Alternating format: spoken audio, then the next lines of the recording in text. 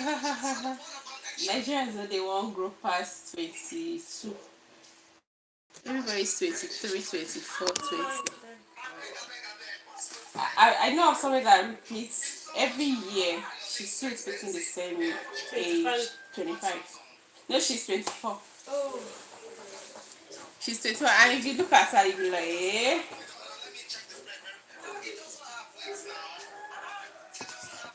They don't want to grow old. It's a blessing to be old. I don't blame them though.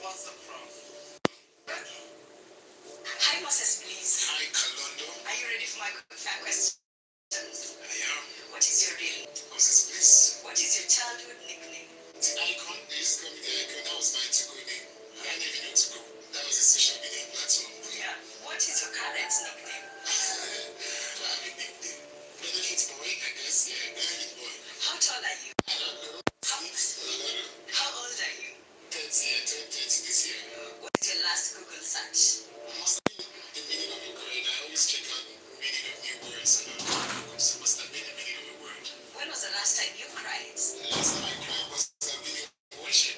At some point during Christ. Hi everybody, good morning, good morning, good morning again. Let me know where you're watching from. This is Pro Storyline, and today we're going to talk about something very important, and that's going to be who comes first in your life. Is it your mom? Is it your children or your spouse? So I'm looking up to you to tell me who comes first.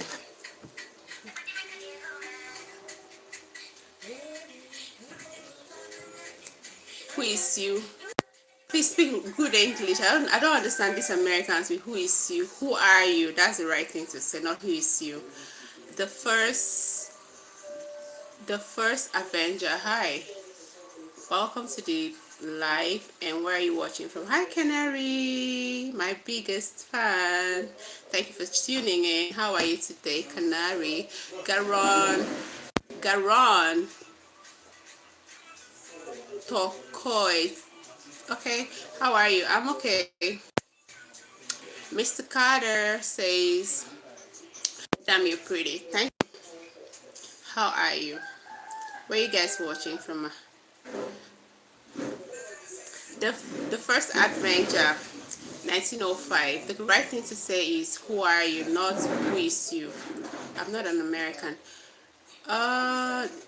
Network is weak at your end, not mine. The Garrett says it's from Oklahoma. All right, and Makari says it's from Chicago. How is the US today, my American people? My name is Progress, and I'm streaming from Nigeria home. So how are you guys doing? Hi Chicago, hi Oklahoma. No, I'm not from Kenya. I'm in Nigeria. Niger for life. Nowadays it's 5:45 a.m. in New York, the Bronx. I'm gone. I have to come to Nigeria. Okay, you can come over, but I hope you're not a little boy. You're a grown man. You can come. The first adventure says, "How do you have a boyfriend?" First adventure, do you want to be my boyfriend? You can apply. I'll give you the line to apply if you want to be my boyfriend. Garon says, I'm cool, just raining here. Lightning just blew the... Oh my god, I'm sorry about that. I'm so sorry, Garon. You don't have a power supply because of lightning. I'm so sorry to... And I'm a grown man. You ever been to the States? No, I've never been to the United States. How old are you, Mark Carter? You say you're a grown man. How old are you? Of course, Garon says, but we need the rain. It's called shower of blessings. You are 34. Okay, I can manage that. I can manage that. But you know, in Africa, I'm tend to be very old than us, but it's okay. Yeah. So Garon, is a blessing. I'm sorry for the lightning, blowing out your electricity supply. I guess it's going to be fixed. But guys, let's just go to the topic. Yeah, in Africa you old. In Africa you old, but my mom still calls me baby. Very old. I was like, who told you you're old? In Africa we don't grow old though. Everyone wants to be young forever. It's okay. Back up and go away. It's alright. Guys, the topic for the day is just this popular opinion by different people. Who should come first in your life? Is it your mother? Is it your kids? Is it your spouse? So let's talk about it, guys. Let's talk about it.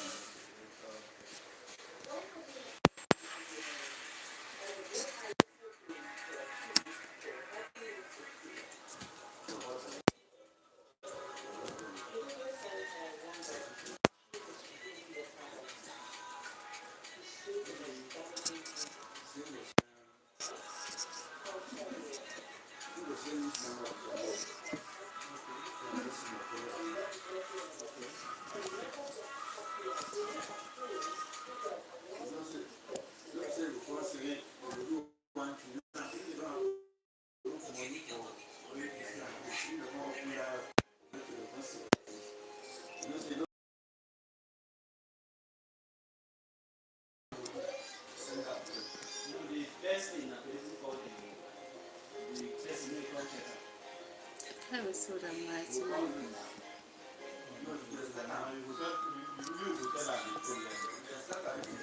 Because that the way just to power this inverter alone, if you get the area in the sun, you cannot say the bench, don't mention those things are okay.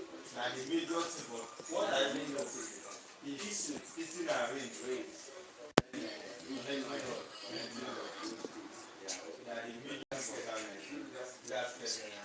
Okay, guys, I'm back. Sorry about that. I just had to take a little time.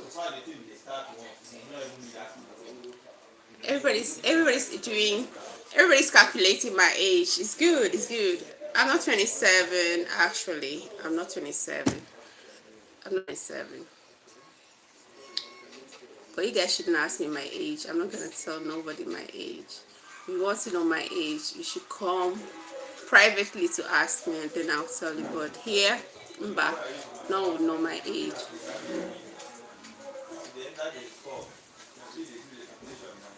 What's going on here?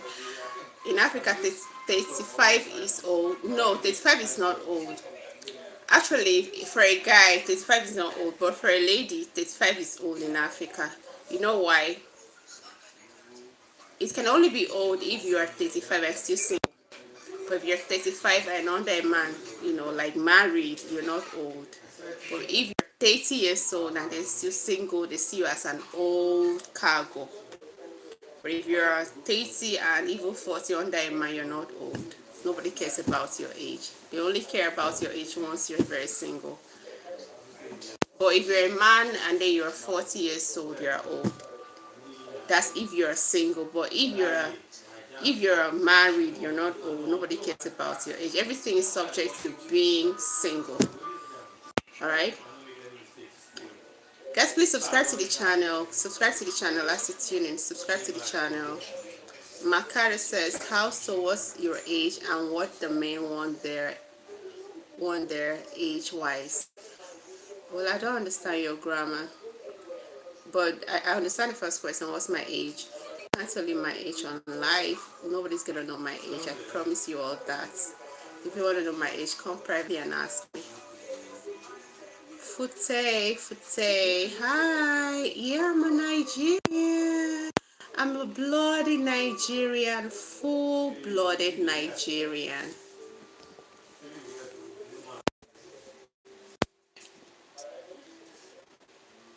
God, then everyone else. Love the eyes. Thank you. God, then your parents. Sean Niles. Canary, what are you saying? God, family, country. Family, I didn't bring God to this discussion. I'm subjecting everything to family right now.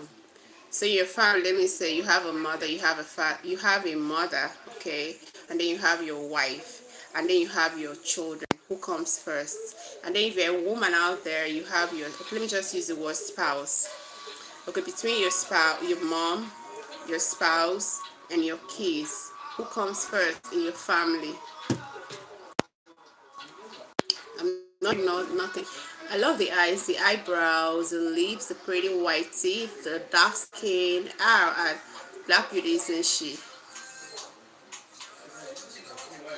Y'all gonna make me very shy right now. Stop. Stop. Thank you for the compliment though. Fute, say read the comment section. I'm reading. Everybody's just flirting around. Please don't flirt with me. Yeah, she's enjoy your day, Garon. Talking about, oh, she looks 27 to me. Okay. I don't want to know your age long as you keep looking good like you are. Thank you, Mr. Carter. I don't have no dimples. There's no dimple. I have none. Um, I'm Vivek Kalulu. What's that? Oluwashe says wife. Okay, Oluwashe, welcome to the channel. Please guys, subscribe, like if you've not. If this is your first time, make sure you subscribe and like, and then just like the live so that it can be pushed to other viewers to join us. So Oluwashe says the wife would come first, and I'd like to ask Oluwashe why his wife should come first in this case. Oluwashe, if you're still there, tell me why you would want your wife to come first, or will you choose your wife to come first in your family? Thank you. Mr. Carter says wife, kids, then mother, because now you would have your own to take care of. I like that. I like that. I like that. I like that. I like that. Remember, when you have when you make your wife happy, okay, they say a happy wife, a happy home. Your mom may not be there, but your wife will always be there. That's if you treat her well, because it's what you give to her that she will multiply to you. So if you treat her well, definitely you're gonna have a very beautiful home and lovely children. So thank you, Mr. Carter, for that response. Chanel says, parents and my son, it is mine. Okay, Mr. Sean, why would you want your parents to come first when you have a wife and then your son? Why would you want, where are you from? Let's start from there. Where are you from? Which part of the world are you from? Are you Indian?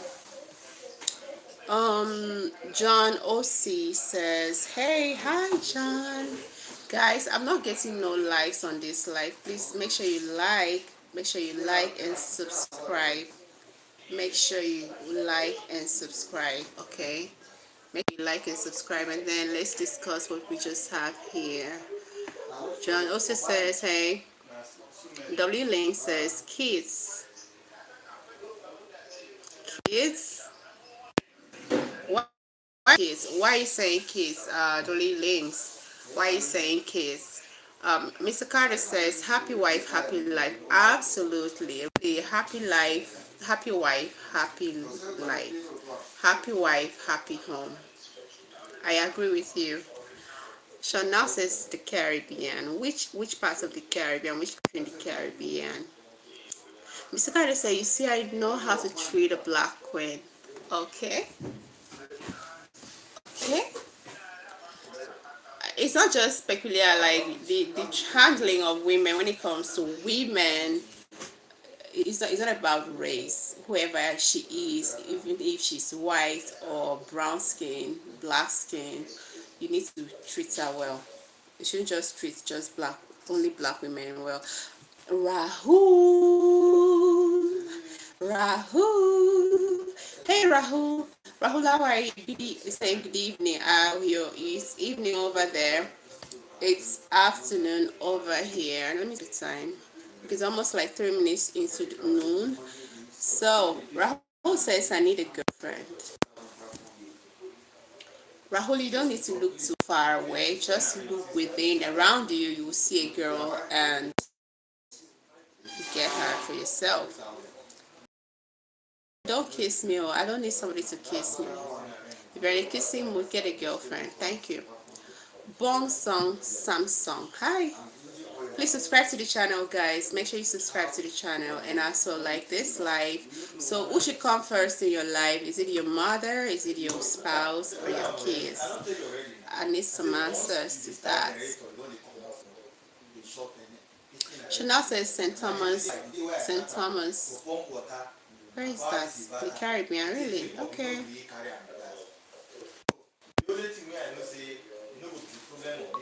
Kissing, but I am so hungry. Go get some food, Rahul.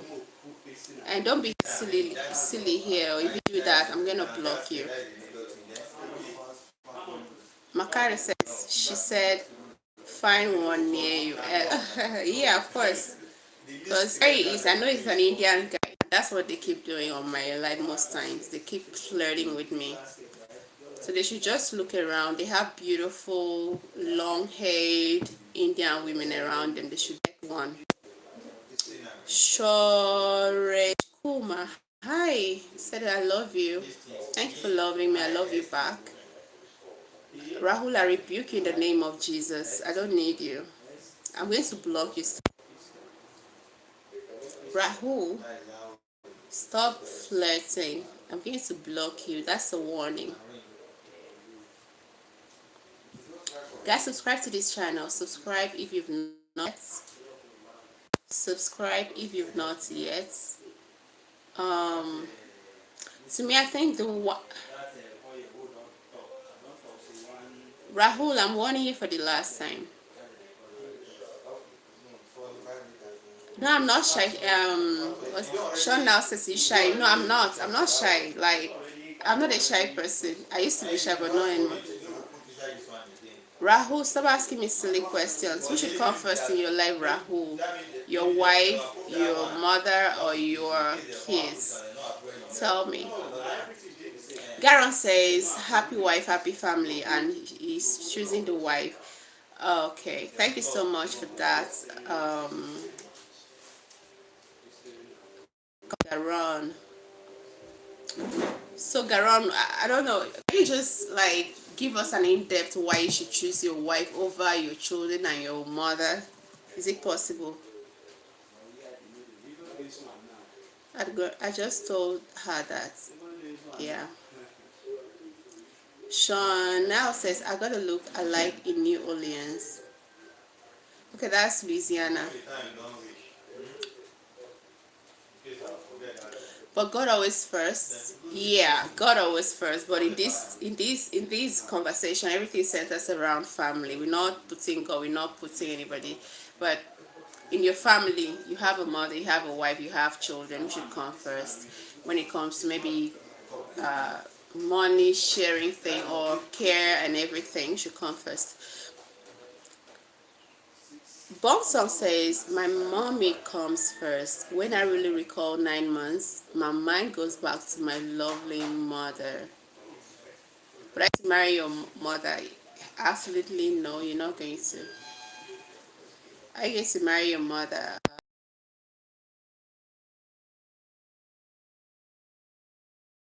I think every good mother, okay, Bonsong, every good mother will always want, will never intrude or like invade the love life of his son. Will always give room to the son and the wife to have their own time. Every good mother would do that. And let me say, assuming, you know, a good mother, okay, a good mother will always suggest or even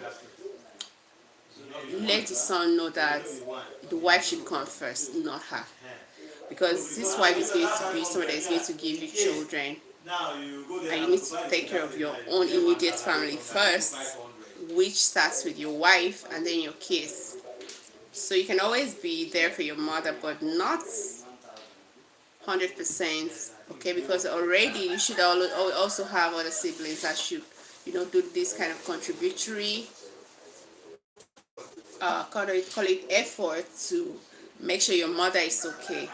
Then as for you, you just have your wife, okay, and your children, who should also equally come first. So by the time you like care for your wife is going to, you know, extend that hand of care to your children.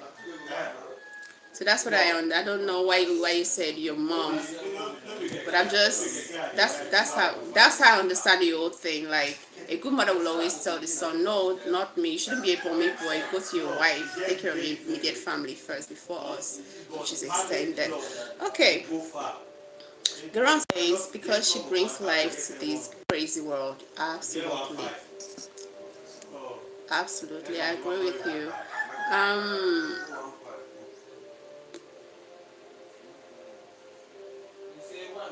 okay, be happy, darling. Nice looking, great. Nice to meet you, darling. Said Rahul, you're crazy, you're a crazy person. You're crazy. Move. Garan says in certain tribes in Oklahoma, okay, the woman has the last say about everyday things. Really?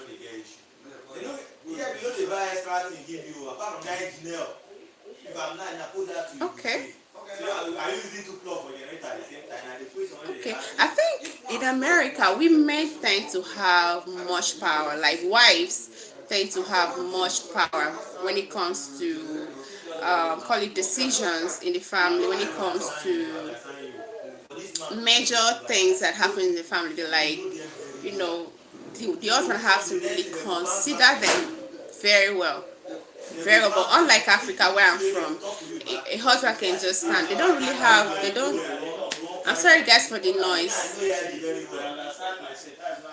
I'm sorry about the noise, Biko, please. Biko means please, alright? Biko, please.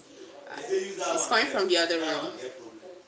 So in Africa, I was saying that in Africa, women don't have a voice. Like a man can stand up one morning and decide to throw a woman out of the house for no just cause. Like can just wake up and say, he got married to this woman fully well legally. You can just stand up and say, and then throw your things out, and you don't have a say. You can be treated anyhow. You don't have a voice. You don't have a voice. Makado says the woman has the last say, period. The man may be the strong one and dominant, but behind closed doors, the wife runs the front line. Power to the women over there. It's not like that here. It's the opposite in Africa. Women don't really have a voice. A man controls you. A man rules you. A man is the lord of the house. A man take major decisions. If you're lucky enough to have a good man, you will always consider feelings,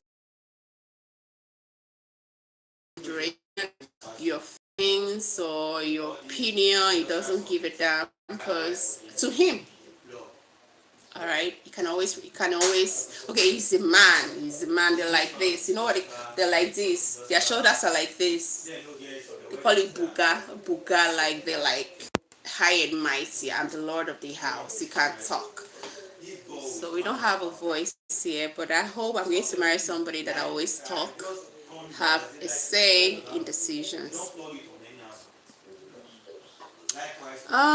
Jevia Louise, hi guys. Why am I having only 3 likes? Please subscribe to the channel and like this live. Gerald says yo, but not all tribes.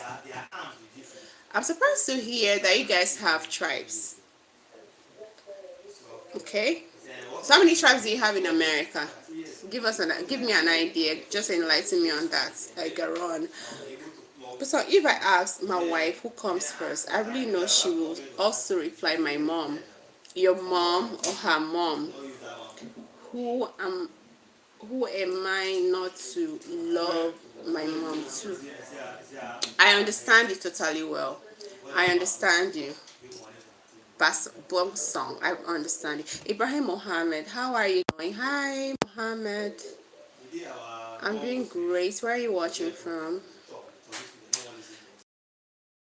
Others have. I want her to voice her opinions. No question asked. Bam, I like that. You're going to be a very good husband, Garon. You're going to be a very good man. And you're going to get the best from your wife. Because if you put into consideration her opinion, definitely the house will be peaceful. But if you just wake up one morning and start taking decisions, definitely it's going to be hell in a cell for you. You know what I mean? Have you ever watched the match, the WWE match they call Hell in a Cell? No way out. No way out. So whatever you're doing, always put your wife into consideration, put your family into consideration. That doesn't mean you should neglect your mother. Remember, your mom took care of you when you were a child, even conceived you, carried you for 9 months, pushing you out is very painful, and nurturing you till you became who you become is a big thing. So you have to take care of your mother as well, but take care of your immediate family. That's my own take on this. um Chanel says, just like the Caribbean men run the house. Yes, the Caribbean actually were from Africa. Remember that they were taken from Africa during the slave trade era down to the Caribbean. So they run the house. They are the emperors of the house. You don't have a say. You're a fucking woman. You don't have to talk when they are talking. I've actually been told that I'm not qualified to talk because it was a group of men, call it a group chat of men, and they told me when I voiced out an opinion, which whatever that was happening affected me too. But because the majority of them were men and I was the only woman, I was like, okay, bringing up a topic, we should settle this thing. They told me, somebody said, I don't have that, I don't, this according, like, word to word, I don't have what it takes to give such suggestion. And why is that? Because I'm a woman and I live in Africa. And I told him, man, you can't shut me up simply because I'm a woman. I have all it takes. If the females in your family doesn't have what bread, I have all it takes. I respect my other half. Okay, that's not a man. That is more like an honor. Well, it's most of these things, this call it this rulership of families as a man in Africa, it's like a cultural thing. Okay, in Africa now, let me say for instance, a married wash is the in some families. Okay, if it happens that maybe the in-laws, let me say the husband's people came to the house and they saw him helping the wife in the kitchen, do you know what they'd be thinking? Helping the wife while she's preparing food in the kitchen, or probably helping out, maybe sweeping the house. The in-law, the brothers, the husband's brothers came and saw, anybody from the husband's side came and saw their brother sweeping the floor. They start thinking that the woman used voodoo on him, that he has lost his senses, he's not behaving as like a man. It's very common. So as a man, when your wife, even if you are free, you're not supposed to do certain things. You have to just take that position of a king, like a lord in the house. She's a woman, she's supposed to do that. As a matter of fact, there are call it gender designated roles in African homes. So a man doesn't cross that line. If you cross it, they see you as a weak man. They see you as not being in charge of your house. You allow a woman to control you. So it's a very big problem over here.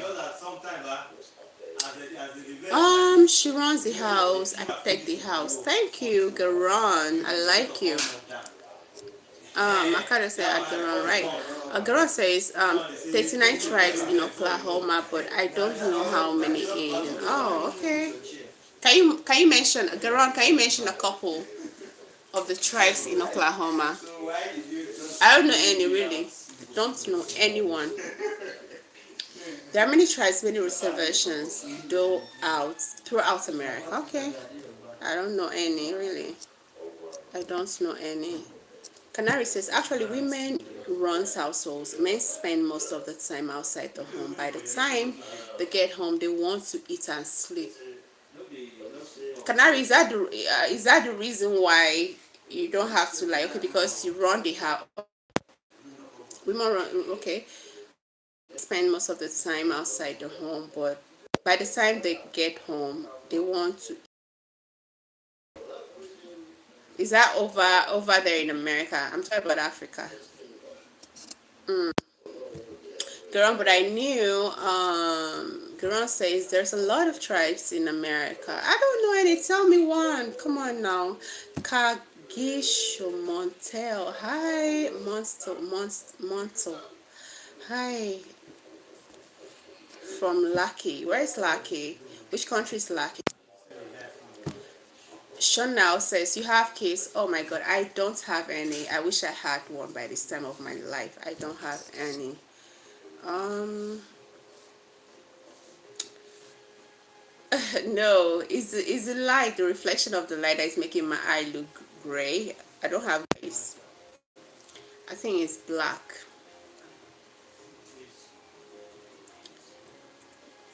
Kagish. Okay. Please use English. I don't understand what he's saying. At Gagish. I can't pronounce that name, so long. Valerie is enlightening me says there are over 500 recognized tribes in the USA. Not sure how many in total. Please, somebody should find out how many tribes they have in the United States and let me know. I never knew people have tribes. Do these tribes have like their own languages? Canary.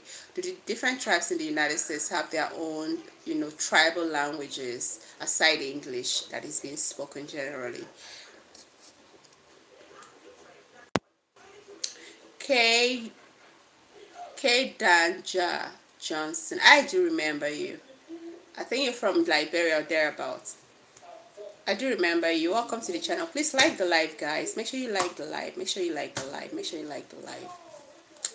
Um, Garon says, thank you, Canary King. Okay. Canary is really very intelligent, Garon. Garon, Canary is very intelligent, very rare. At some point, I'm thinking it's a professor because he's been through, he knows everything in history. He knows if you watch my former lives,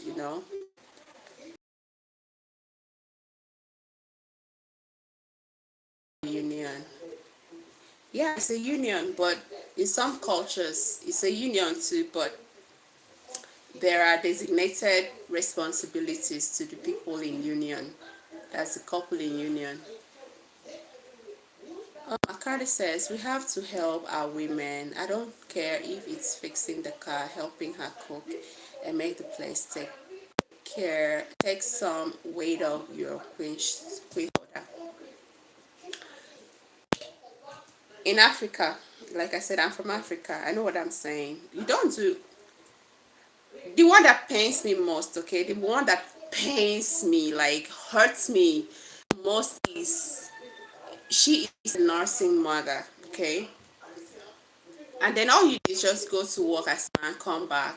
And then this Premier League thing, this English Premier League football thing, you see a husband, instead of that she's been working, she's been taking care of the house, she went to the market shopping, and now she's stocking everywhere, washing your clothes, and then you came back from work, you saw her in the kitchen, she's taking care of your baby, and then equally trying to cook, fix a dinner. And then there's a Premier League, a football thing going on, that is shown on the TV. Instead of you to probably take the baby away from her and then go watch your TV, some of the men will be sitting there watching TV, watching football, shouting, "Hey, Chelsea, Man U, oh, Arsenal, they score," getting their BP all rise up. And then they will leave the wife, abandon the wife in the kitchen till she will do like this. It's crazy. How many, because most of these men, they grew up in such households where their fathers never cared that much about their mothers, so they tend to behave like that. It's crazy. Money Sakan says, what is your name? What is your name? What is your name? What do you want to do with my name? What do you want to do with my name? What do you want to do with my name? Tell me, what do you want to do with my name? You're welcome. Please, guys, like the live and then subscribe to the channel. But someone says, as a man, you should help your wife when she's only sick. Oh God. Bossa, where are you from? Garon and Garon, Canary, and Mr. Carter. Can you hear some? This is a typical African man talking now. Boson, did you hear what Boson just said? As a man, you should help your wife only when she is sick and when she gives birth. That's a typical African man's mentality. And I guess Boson is an African man. I'm telling you, living in Africa, that's the mentality. That's the only time they think they should be of help to them. It should be where the kind of sickness that bedridden are, not the one that she can still manage herself and do one or two things. It should be the kind of sickness that doesn't give her room to stand up from the bed. And giving birth should be when that maybe that first to 3 days, still very weak and her body's still very tender. That's when the mom may step in, and he may not even step in, might just bring somebody, maybe one of his sister or a younger person or mother to come take care, or even bring the woman's mother to come and take care of her while he's still doing his usual. He doesn't care when he comes back. He still needs food on the table, on the dining table to eat, not caring if the woman is strong enough. Can you hear? When I say things, it's actually things that I know happens, things that I see in families happening. So Boston is a typical African, and it's telling you exactly how it is. An African man should only help the wife only when she's sick or when she gives birth. That's mentality. Thank you, Boston, for being so real on this life. Thank you so much. Garon says, okay, Pony Kiawa Komashe Apache Oteo Otoe. Oh my god, I'll check that out. Andre Dog, hey Andre, please subscribe to the channel. Money Facebook, okay. Cherokee, okay, okay. Wow, I didn't know you people have so many tribes like we have here in Nigeria. In Nigeria, we have over um 250 tribes, but the major one are just three. I don't know if you've heard of the Igbo, the Yoruba, the Hausa Fulani. So the Igbo are the ones that occupy the east part of Nigeria, and then the Yoruba occupies the western part of the country, and the Hausa Fulanis are the ones that occupy the northern parts of the country in Nigeria. But aside these three major tribes in Nigeria, we have another sub-tribes, call it sub-tribes, like over 250 of them with different languages, different cultures, different things, different, everything is different.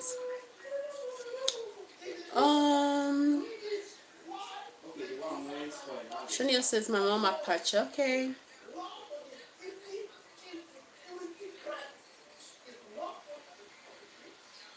Wow, wow, wow, wow, wow. Gairon says, yes, we have our own languages. That's great. That's great. Gairon, only the real men will prevail. um,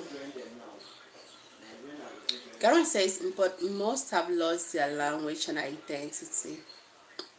Everything is being westernized. So it's true that it will happen. Hey, you single? M21.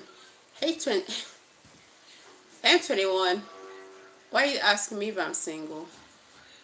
Are you looking for a wife or a girlfriend? Let me know so I can give you an application form to fill. Starter.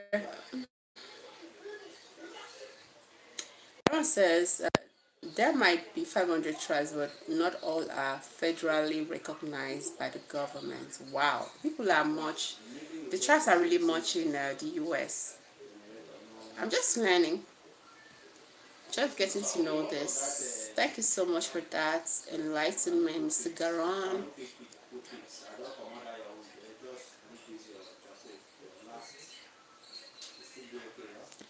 Money, I think you're a child, and please stop spamming my comment section with this. I don't understand your comments. Real Kunte Kinte. Are you trying to tell us nigger? Please, will you stop that? Real Kunte Kinte. Nobody's a nigger, right? I know you're racist, but I'll forgive you. Don't do that here, or I'm gonna block you. Nobody is a nigger. I see you have an Arab man's. Don't do that here. If you don't have respect, stay away from this life. Don't come here insulting people. You're not better. According to Google, there are 574 federally recognized American Indian tribes and Alaska Native entities in the United States. A list maintained by the Bureau of Indian. Wow, I'm just learning. Garon says culture differences.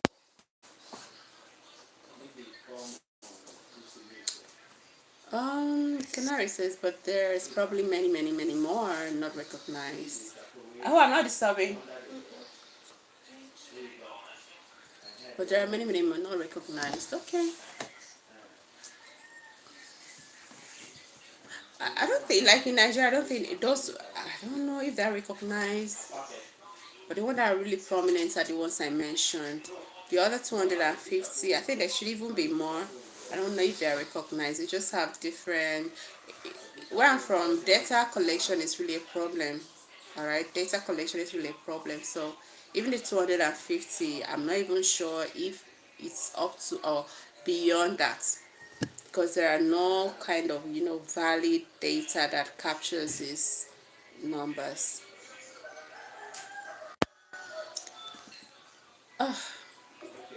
Chanel says, how you want to be treated? You treat me like a queen because I'm a queen. Treat me as a human being because I'm a human being. Treat me as your sister because we're partners. Treat me as your wife. Treat me as your girlfriend.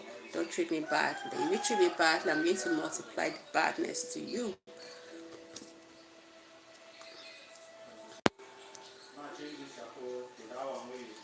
Garon say, real Kunte Kinte says, Garon, how's the lady?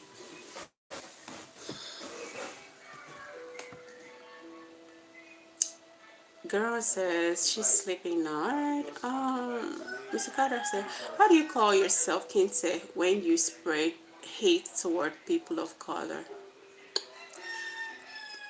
Real Kunte Kinte, you can ask that a question. You try to call people here nigger. Nobody's a nigger. Your name's Toby, and we're money Angla cinema. This guy must be a kid. I'll block you. Stop that. Real is a troll. You should probably put him in timeout or at least warn him. I have warned him. Real Finito. Hi, Real Finito. Guys, like the live, and subscribe to the channel. I've seen so many people and I'm having just 3 likes. That's not okay. Come on now, guys. Like the live and then subscribe to the channel. Thank you. Thank you for all the love. Somebody's sending me so much love. Thank you so much. Thank you. I appreciate you. Real Finito, where are you watching from, please? Garon says, yes, I have heard of these tribes. You've heard of the Hausa, Yoruba, and Igbo from Nigeria? Garon. Okay, I've had enough money. You have to go. Bye.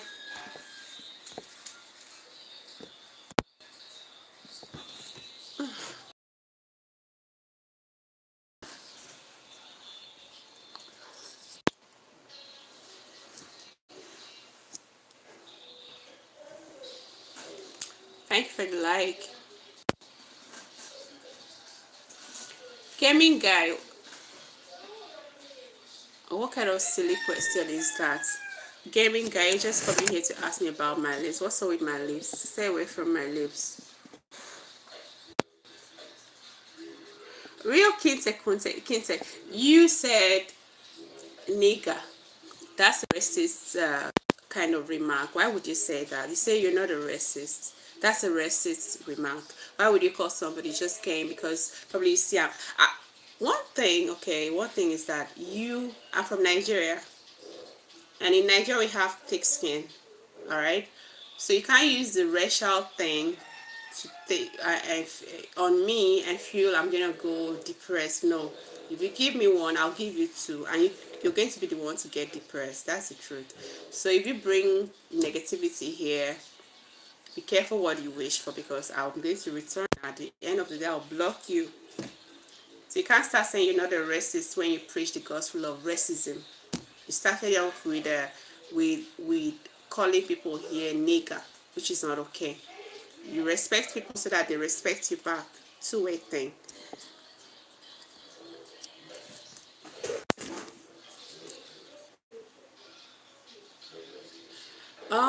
Okay. Happy smoking, but remember the Federal Ministry of Health warns that smokers are liable to die young. Garon, that word is for you. Smoke, and remember it affects your lungs. I'm not trying to preach for you or to you. Make sure you don't smoke too much and try to do away with smoking.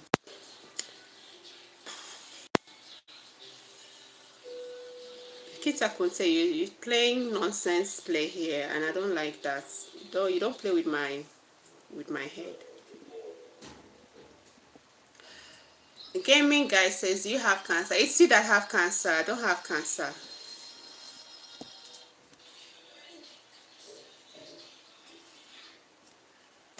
My Nigerian friend told me my grandmother looked like she from the Yoruba tribe. She lived to be. Oh, that's nice. That's nice.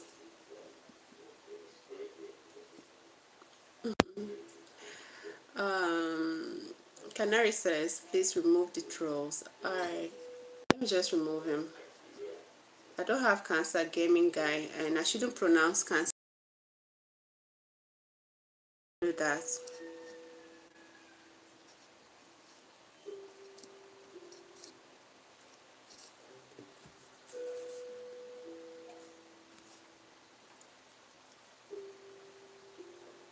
Jihansi ready. Hi. My Indian friend, how are you? Hi, it's India. And which part of India are you watching from? Please subscribe to the channel.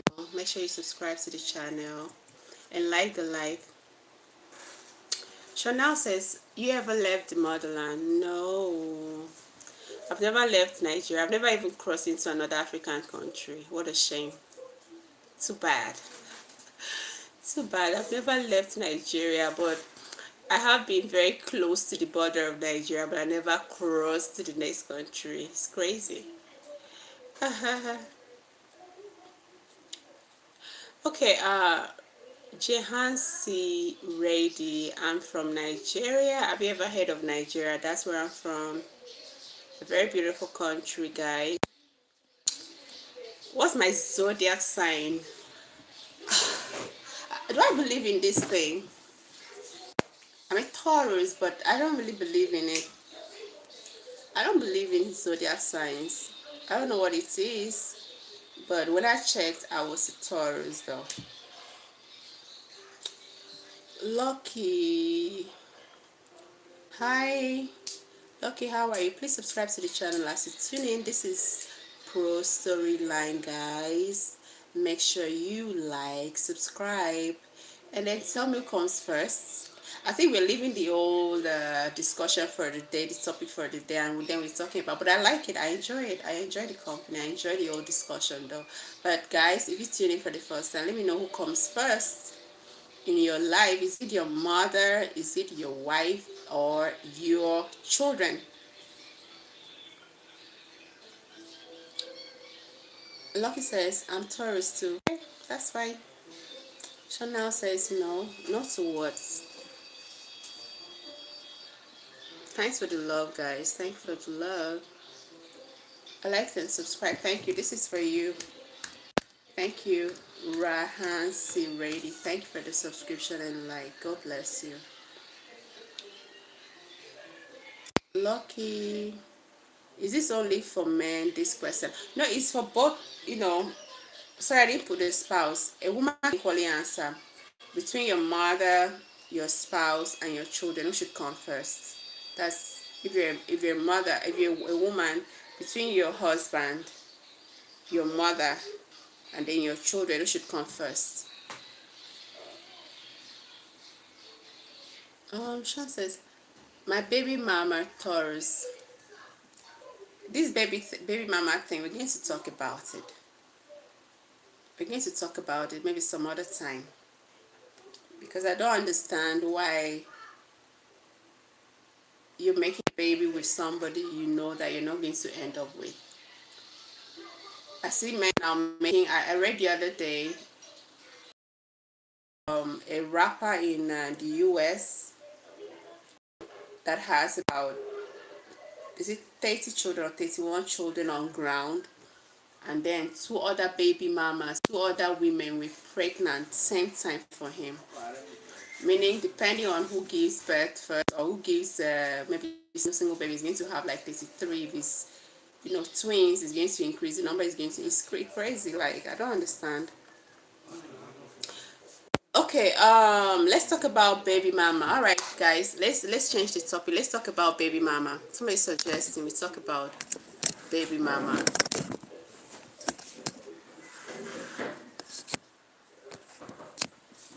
I don't know, this thing doesn't want to go off. All right, let's talk about baby mama.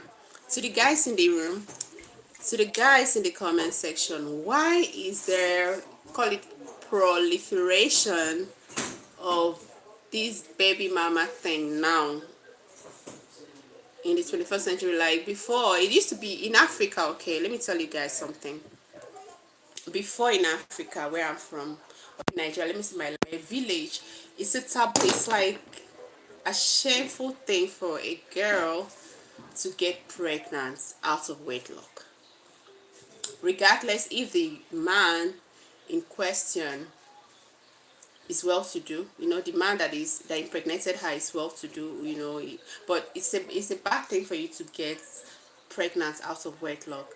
So I'm trying to understand why people are so excited to be baby mamas, and men are so excited to make babies with women they feel or they know definitely this one, I'm not, she's not a wife material, or I'm not gonna wife her up. Why are you making babies? Why is that happening? To the men in the house, tell me why people are into making babies with women you know that you're not gonna get married to, and why don't you marry your baby mamas? Let's talk.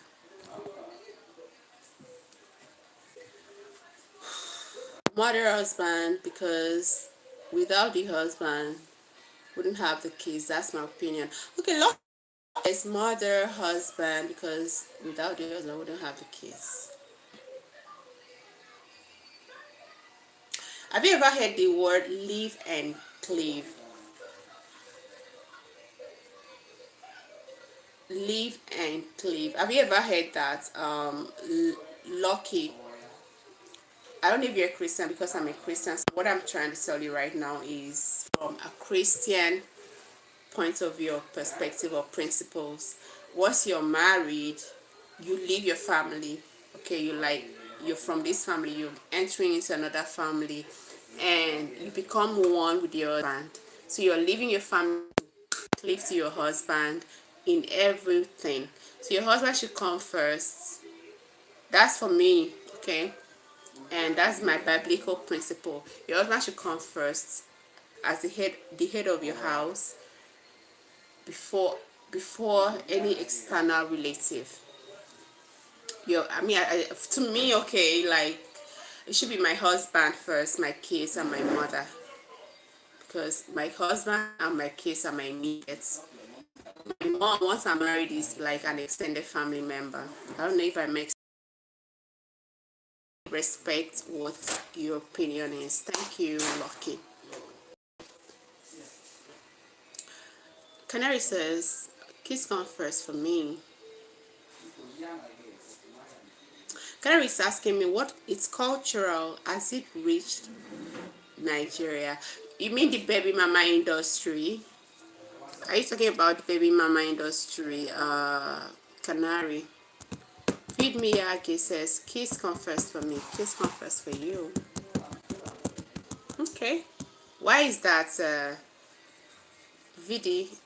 Why why are your kids coming first instead of your wife and your mom? Can you give me the reason why? Yes, Canary apps. Yes, it's happening. It's happening. The thing is coming. You know, anything Western, anything call it Western lifestyle or culture. Once black people, I don't know, they call it mental slavery. Once they see it, they buy it. Once they see it, they buy it. But the Western people will never buy what, the African people has to offer. But black people with mental slavery, they buy it. So they're really copying this baby. They don't really see anything, especially the celebrity people that really, into this baby mama thing now. Sometimes they've started it. It's crazy. Chanel says she had a good mask on. I didn't skip your comments. Sorry about that. I didn't skip your comments. I didn't even. I'm trying to understand who had a good mask on. I'm trying to understand. It's not.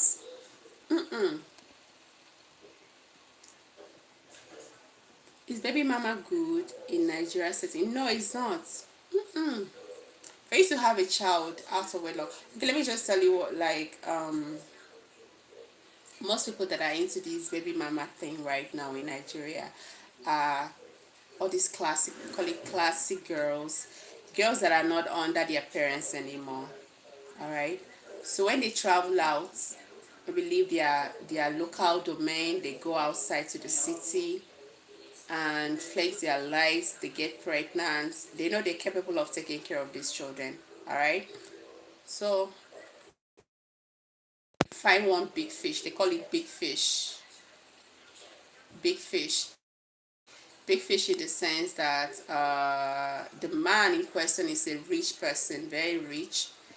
So if they see any big fish, they hook on the big fish and then get pregnant just to get money from the man, just to have a connection with the man. So culturally, it's been frowned at. The mothers of them might be frowning at, but because money have this terrible influence on people. The moms just shut up because she's bringing in money to the family and she can take care of her baby, but it's not a good thing. Canary says, so why adopt it? I don't understand why in here. My baby mother is fake. Max fell off. Okay, Sean Niles, are you because I believe you have to, like, you have to be intentional about whoever you're being with, isn't it? And you try to, like, study the person. Like in where I'm from, you have to study whoever you don't just, I know some people do, like they just enter into a relationship for fun. But if you want to make babies with someone, you should be able to, like, know one or two about this person. Is it gonna be good a person for me in the long run? Am I going to have peace in this relationship? I don't know about you guys, like here where I'm from, it's a bit expensive to put up a marriage, call it a wedding ceremony. But over there in America, I think somebody told me you can $20 and get married in the court, as far as you have somebody to officiate legally for you to. So it's expensive over here to put up the marriage thing, the traditional marriage thing, the wedding thing, everything is very expensive. So let's just assume maybe you got involved with somebody that is not very well to do, or maybe myself as a woman, I got involved with a man that is not really doing very well financially. But I should know, okay, fine, that's all I'm getting pregnant with this person. Or if I allow this person to get me pregnant, for me to even allow him get me pregnant, I should know that he's worthy to be a father of my babies. He should be worthy to be the father of my babies in character. in every I should see potentials before. All right, I shouldn't ignore the red flags. I shouldn't ignore the bad side of him. I should measure it up, and then there should be a balance. Okay, tomorrow I'm going to be fine with this person. So for you to tell me the mask fell and you still went ahead to make babies with her doesn't really make sense. JP says kids. Okay, I respect that opinion. If baby mama isn't good in Nigeria setting, then why are they adopting it? I told you, most people that does this is not really like very frequent like that. But most girls that are into this baby mama thing are the girls that, they just saw one big fish. Big fish means a rich man. And the only way to get this man hooked to them is by getting pregnant, all right? So that they can always have that financial gain from this through their babies. Example is this, Davido, the first baby mama. What's her name again? I've forgotten her name. That's what she did. She got pregnant, hoping, at the end of the day, Davido is still spending so much money on this girl because of the daughter they had together. So that's exactly what happens. When they say big fish, they want to get pregnant so that they can keep them hooked financially. They derive financial benefits from them. Catwalk, hi, how are you? Welcome to the channel. How are you today? Welcome. Please like the live. I'm doing okay, Catwalk. I'm doing okay. Now says mask fell off after the baby. Didn't see it coming. I'm sorry. I'm sorry you had to experience that. Honestly, I don't like men having babies from different women. But well, sometimes you can't control things happening. You should have studied. Hey, if you want to know a good girl, just act stupid. Act, especially those after your money. Act broke as a man. I always tell my brothers that if you want to know a woman that is after your money, act broke. If you want to know a woman that loves you, act broke. She will still be there for you. I don't know the culture in America, but over here, money is if you have money, you can win, get a girl that you want. Carter says, conversation about different topics are good for you. Yeah, I love it though. I love it seriously.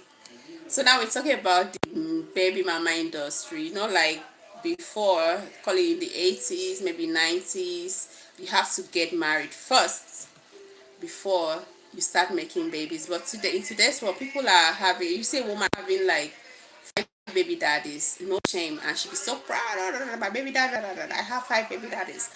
Wow. Where I'm from, it's a very shameful thing for you to have a child out of wedlock. But on rare occasions it happens, okay? Very rare occasions it happens. I was trying to explain to Canary here that the thing is, gradually coming to Africa. The baby mama thing is gradually coming to Africa. And why is it like that? These women, when they see somebody very rich, a rich man, to keep the rich man connected to them because of the financial benefit get, little fling with them, they will get pregnant and they'll get you hooked. But the unfortunate thing that always happens is that the man can always have, can always have his way out by taking care or not even taking care of the child, because there's nothing like, say, call it, how do you call it, I'll take you to court, child support, all those things. It doesn't happen here. So you can always abandon the woman. But if you're a man that has a reputation and is very, highly placed in the society, you wouldn't want your image to be tarnished, because these women are ready to do anything, to tarnish your image. So you have to like shut the hell up and then take care of your child, or give them money to take care of your child. But it's very rare. I don't know why that is happening. Mel fan Simon, hi. My name is my problem is love, and my solution is unique. Hi, stop that. What's that? I'll block you. I'll block you. Men lie to women about their past and with their baby mamas, and some say they have many men. They have many. Men should tell the truth. I guess that's coming from a man. Men lie a lot. I don't know why, like, why you have to lie about anything just because you want to get in between a woman's leg. You don't have to do that. You don't have to do that. You should be able to tell a woman the truth. If she likes it or she doesn't like the truth, then if she's the one for you, she will stay. She doesn't. If she's not the one for you, she will go. So what's the purpose of lying over anything? It's crazy.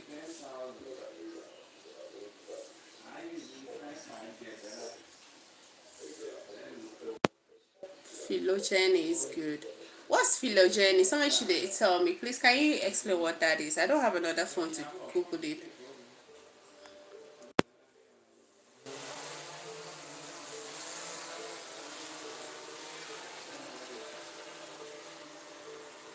Canary, are you still with us or you're gone?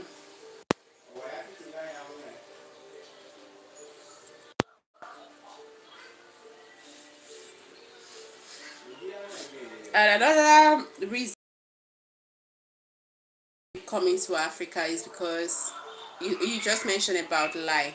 Some men will be having some married men. That's the funniest part. Married men, because they have one or two problems at home with their wife. Instead of trying to fix it, okay, instead of trying to fix the problem they having with their, or trying to fix their home, they will start using their third leg, going here and there, sleeping around.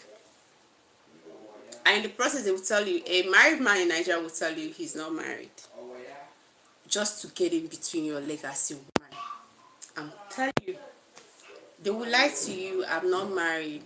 Even when you see a wedding band on their finger, they're like, oh, it's just a fancy ring.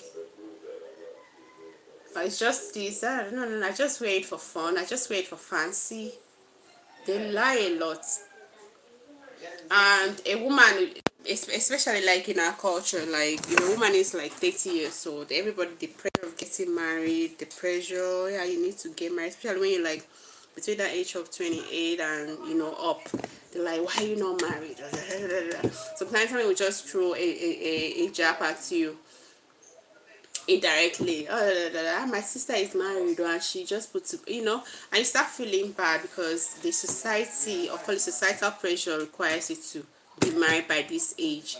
And then you see somebody coming your way, not knowing, unknowingly to you, he's a married person, and then he's telling you, okay, I love you, I do this, I do that, I do that. He's going to marry you. Are you married? No, I'm not married. The next thing is you give yourself to the person.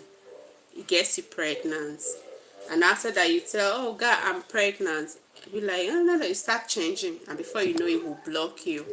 And that's how some of the women in Africa, or some women in Nigeria, are becoming single mothers, and as well baby mamas.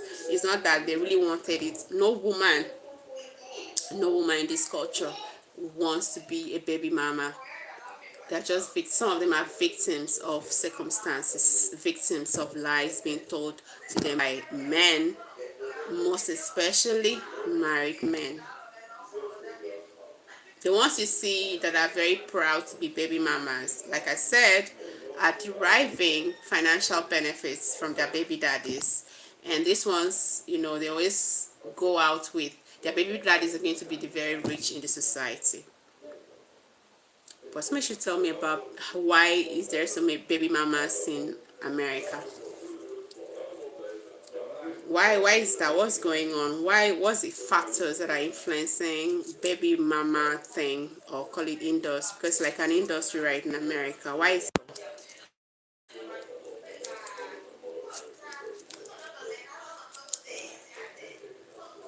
Why is it so, guys? Nobody's talking.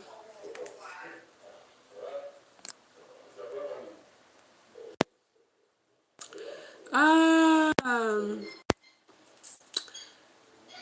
was marriage is 21 in Nigeria.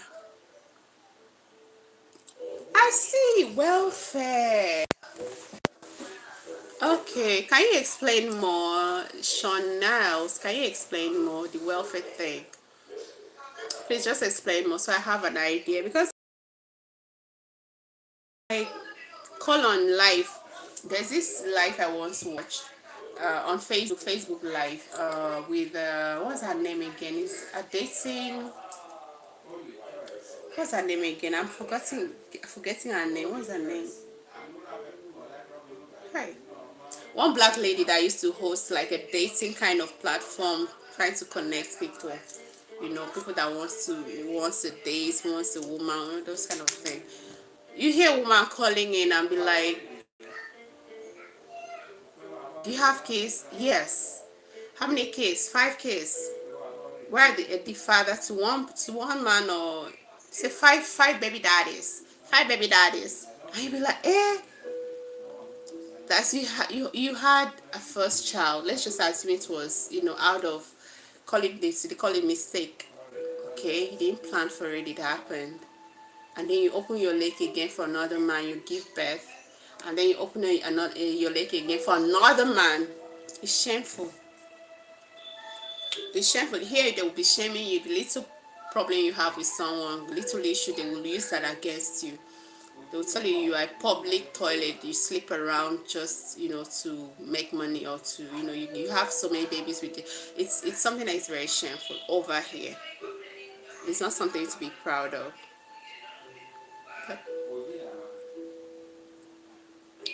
Okay, Chanel says welfare, food stamp assistance, living, daycare. So Shana, what do you think should be done to stop it or to curb the situation? Because it's getting out of hand currently. It's getting out of hand. Like, what the hell? One woman having 5 baby daddies. It doesn't make sense. It's shameful. What do you think should be done to curb the situation or to end it? I can understand if a woman have 2 baby daddies. Okay, I will just, okay, I understand. But when it's 3, when it's 4, when it's 5, when it's 6, that's nonsense.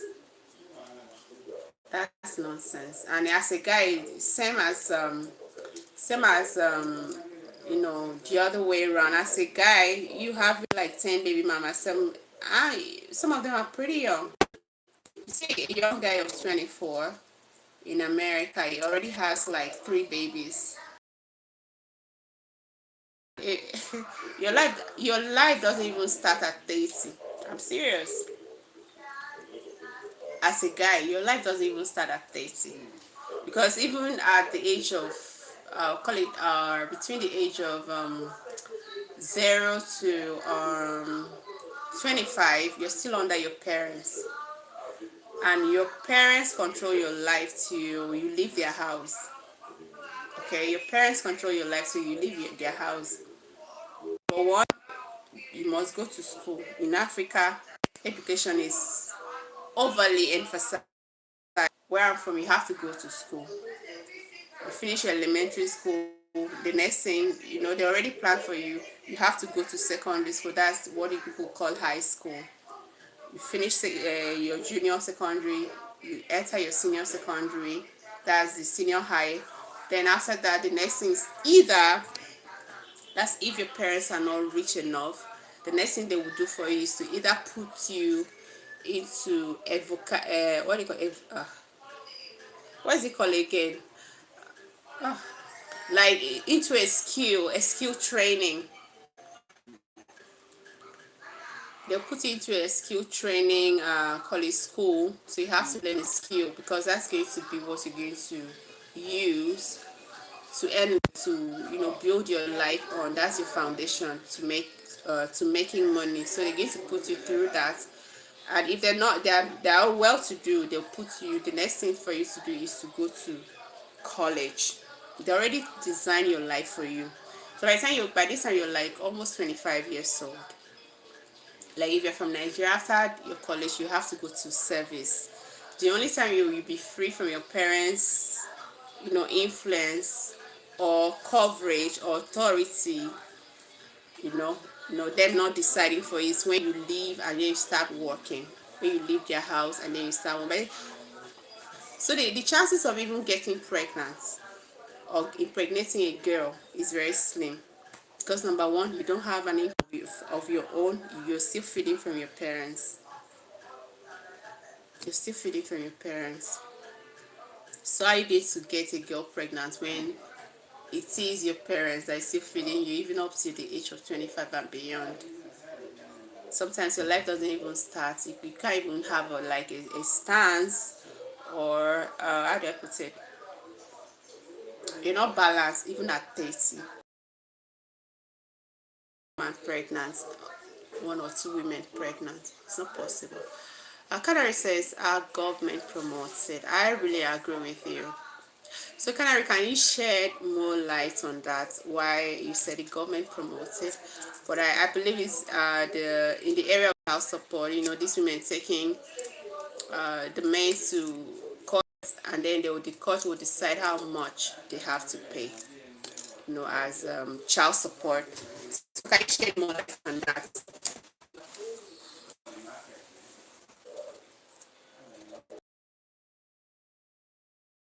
Yeah, if this is what these women are doing, are you not supposed to protect it? What really baffles me is even from the child support thing, okay? Apart from the child support payments, or all the monetary gains these women get from men, why would a man, okay, be having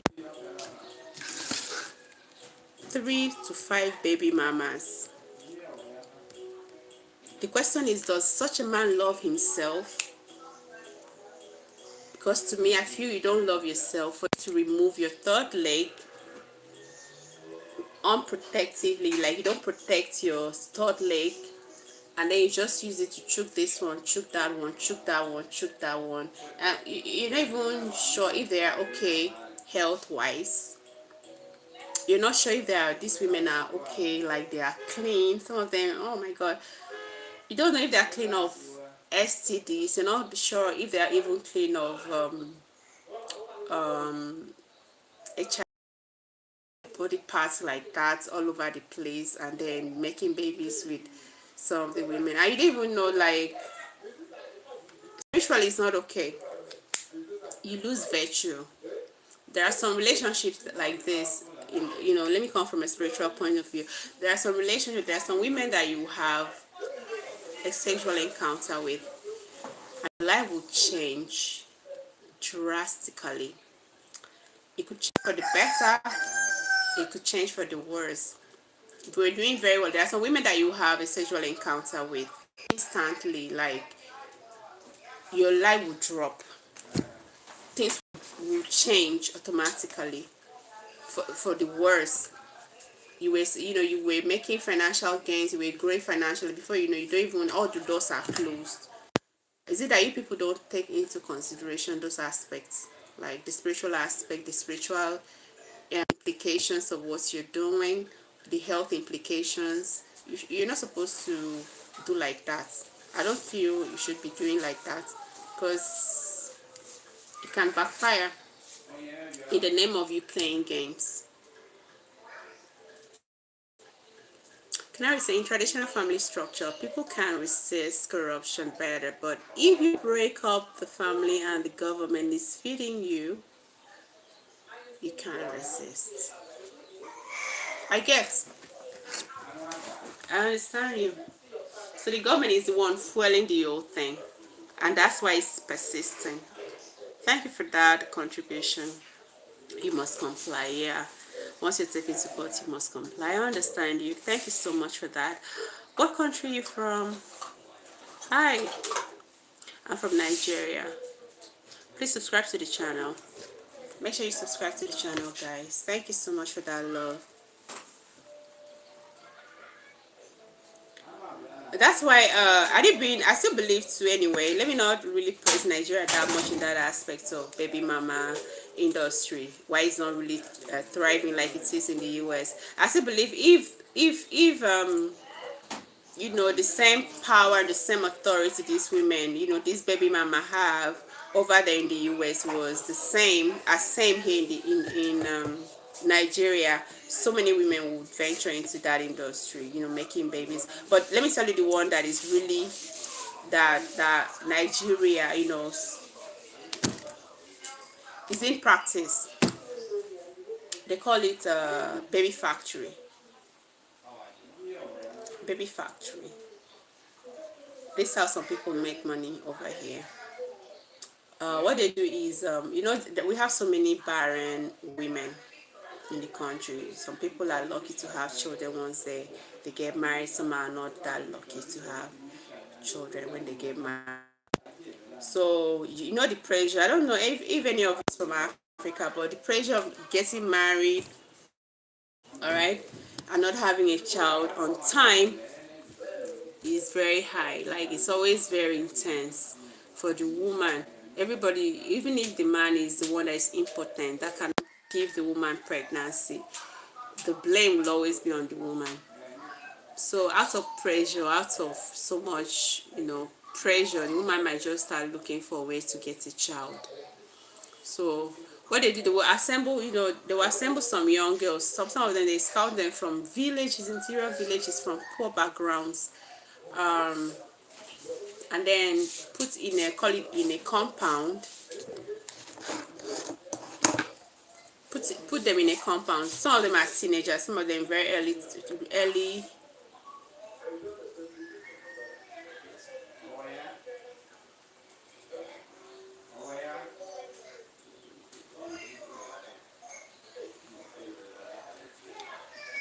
Okay, I'll read that. Let me just finish what I wanted to say. So they will bring one guy. They will assemble all these small girls, like teenagers and whatever, that are pregnant. And then once they give birth, whoever that owns that facility will, but it's an illegal thing. This illegal facility will take the baby and then pay these their mothers off, and then we sell these children to the mothers. Sorry, to the women that don't have children. But it's just like a very secret, illegal kind of trade. So that's the one that is thriving in Nigeria.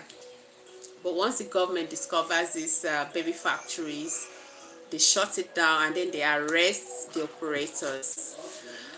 Okay.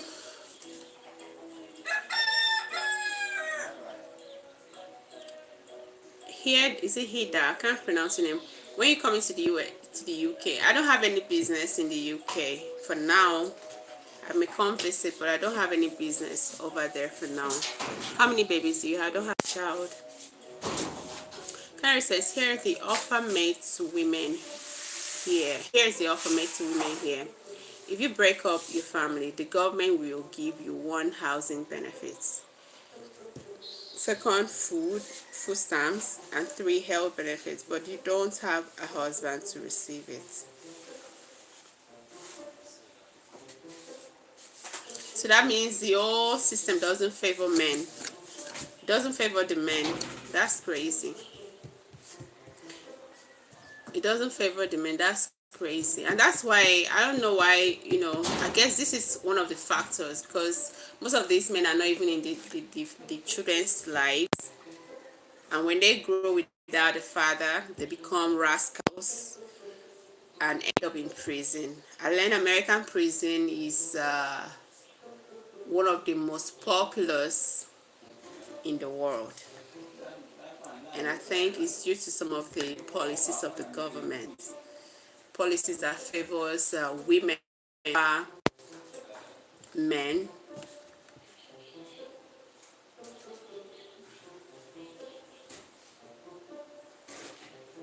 So a woman would do deep calculation and think it's better to go with the government. Let's talk about the effects. All right, please just tell me about the effects. Come on now, Canary. Canary, I'm waiting. Just tell me about it.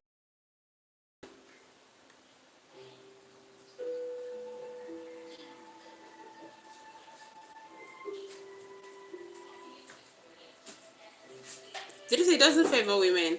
Like they get the housing benefit, they get the food, they get the health benefit. So why is it not favoring the women? It disfavor the men.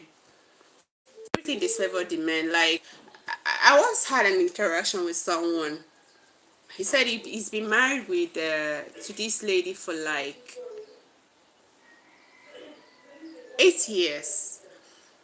And during this their marriage, the lady is like 20 years, was 20 years younger than the husband. In the course of the marriage, she was like, I don't want no child. And according to the man said, I obeyed, what's the word? Didn't use the word. Okay, he said okay to that. Okay, since she doesn't want a child, okay, fine, we're fine. Only for them, 8 years after, the lady was like, I don't want you anymore. Unfortunately enough, this man had a very good job. According to him, he said he's a, a vice president of a health company or something like that in a state in the US. And every month, I think it takes home like over $20,000 every month. So at the end of the day, after she said she doesn't want no child, 8 years later, she was like, she doesn't want the marriage again. She wants a divorce. The man said he ended up dividing everything that he had into two, and then she took up a lump sum home and then took the home. So why you say it doesn't favor the women? Because I see everything favors the women over there.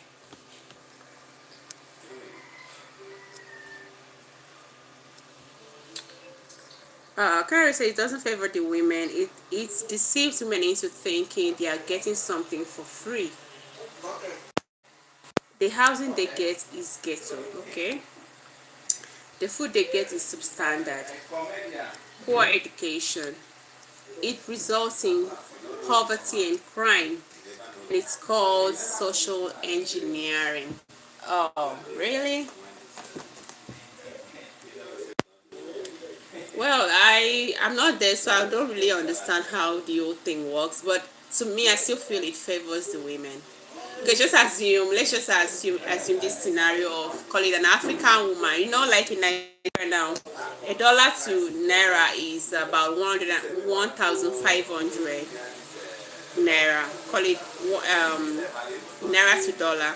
It's like 1,500 naira to $1. So let's assume a scenario where the wife was an African woman and married to an American, and after everything, she gets all the money she had to get from the divorce settlement and then comes back home. Do you know how much she will live larger than life? So it favors her.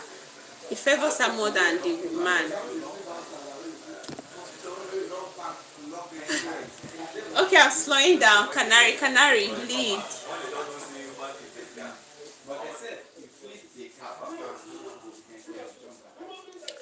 Canary, I'm slowing down for you. But I feel it favors the women more than the men.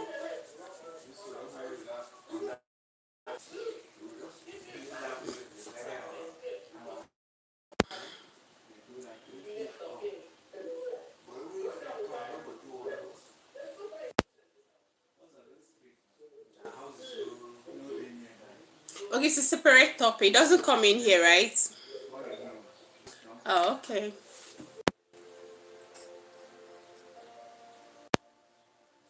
So, Canary, let me ask you this. You mentioned one of the effects is poor education. Can you explain more on that? Education. Can you explain more on that?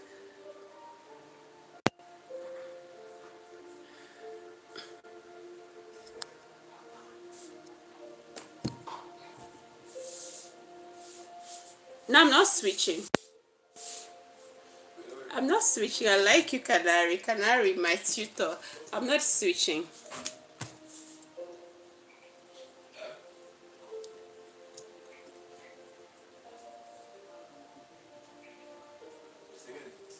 We have a school to prison pipe, okay? Well, I don't understand what that means, really. school to prison pipe.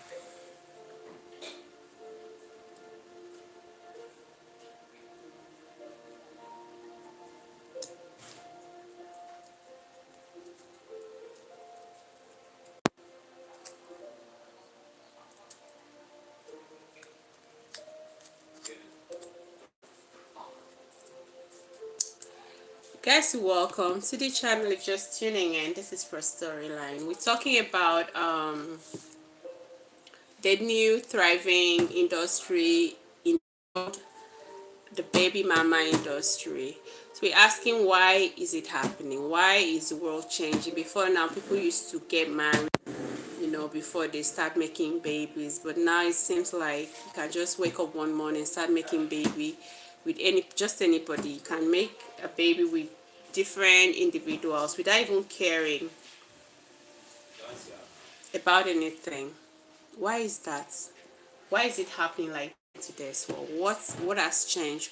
What have led to this terrible, terrible, terrible kind of thing that is going on?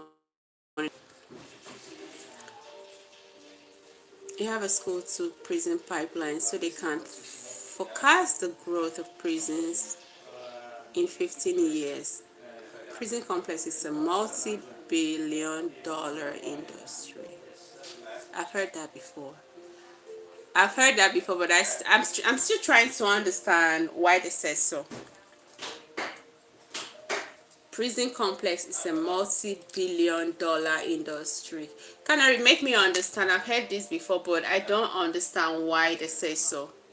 Can you make me understand?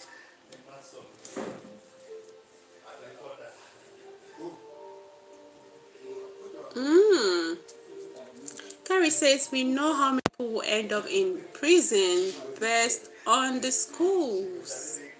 Are you serious? Are you serious? Most prisoners are poorly educated. Okay. Okay.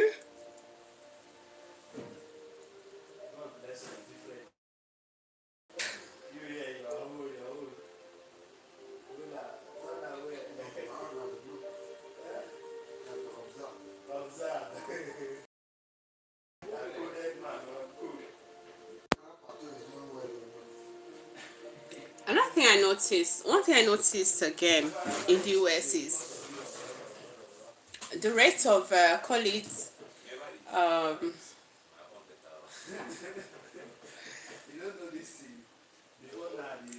it between the whites and the black communities, the rate of the uneducated is much more in the black community. And if you want to check the prison statistics, the blacks are more. So it's due to poor education or the blacks not being very educated. Well, I'm learning from you, Canary. I'm really learning. I'm really learning.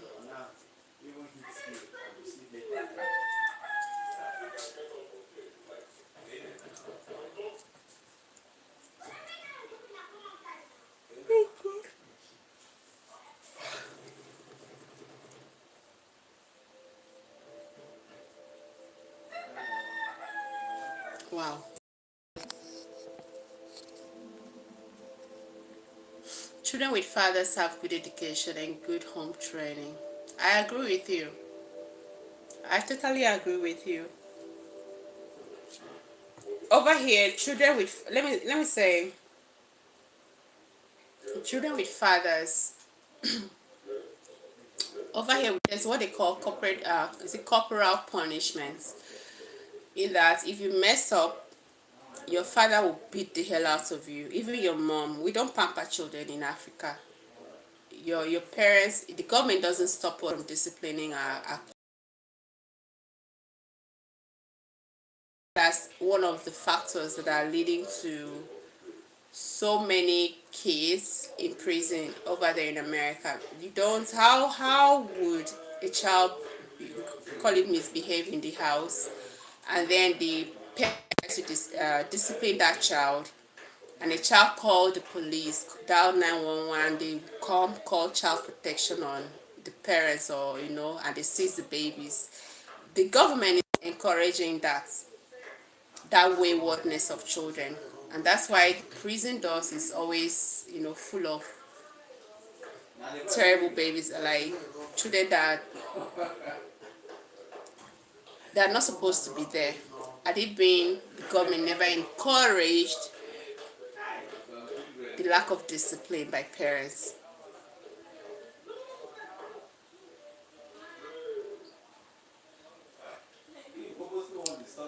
Children with fathers have good education and good home training. So to fill the prison quotas, you need to break up the family. I see. So BM is social, baby mama, okay, social engineering. It's a big business. I agree with you, it's a big business. It's an industry on its own. The baby mama industry. Thank you for that contribution, Canary. I really learn from you every day. I learn from you every day. What's that? I said it's still on Yes, now. It's there. So I'm really learning from you. So if you have a baby mama, you're there in the comment section. Let's just know about your experience. What really led to you not getting married to this woman you made a baby with? Why did you choose to keep her as a baby mama? Why did you get married to her? So let's share share your thoughts, share your experience. Let somebody learn.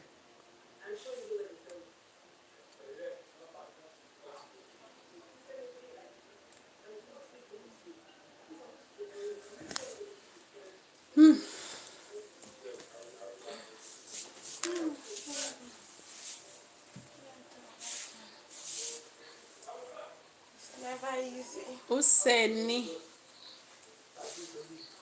answer, hi, how are you? You're welcome to the channel. Please subscribe, and where are you watching from? Let me know where you're watching from. Guys, you're welcome to the channel. This is Pro Storyline. Today we're talking about the baby mama industry.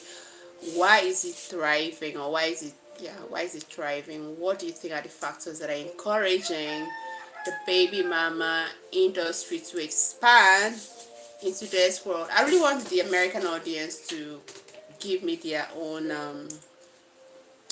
talk about this thing, because it's really happening over there in America. You see a woman having 5 different baby daddies, 3 different baby daddies, 4 different baby daddies, and you see a man having up to 10 baby mamas, 7 baby mamas.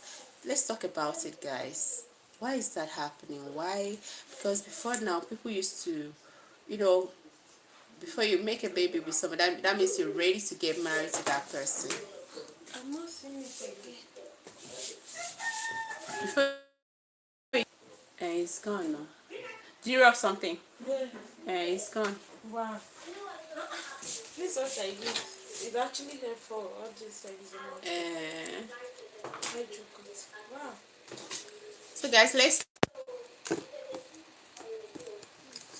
what do you think are the factors that are encouraging the expansion of the baby mama industry?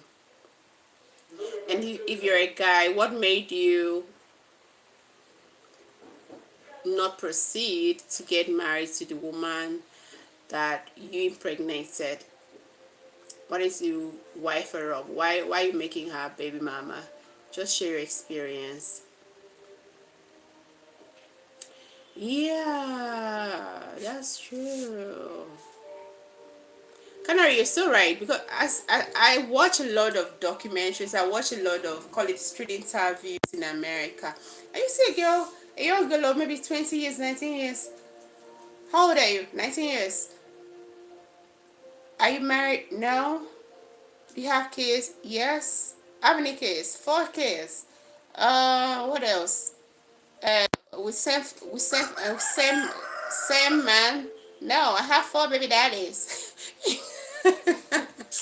I have 4 baby daddies. Like, she's not even ashamed. With confidence, she's not even ashamed to tell somebody, I have 4 baby daddies. No, my baby daddy, my baby daddy. God. So it's like a public toilet. A public toilet. I learned. I listened to what's it called? Charleston White said a come bag. Some women are come bag. Like you open your leg for just anybody to just and then give you child and then you carry to collect money. That's bullshit. A queen doesn't do that. A real queen doesn't do that. You wait for your king to come, wait you, put you in a house, then you make babies with him. Over here, it's if you have up to 2 baby daddies and you're still single, you didn't even end up with one of them. Oh, hold on. The day you have issues with your maybe fellow friend or a fellow neighbor, they will use that one to mouth to wash you black and blue. They will tell you you've been sleeping around. That's how you ended up with 2 different men giving birth. Like, it's something that is very shameful, embarrassing. You can't even, I have 4 baby daddies. I have 7 baby mamas. It's not something to be braggadocious about. And it's so unfortunate that, all these hip hop, rap songs, they encourage it. Music videos, they encourage it.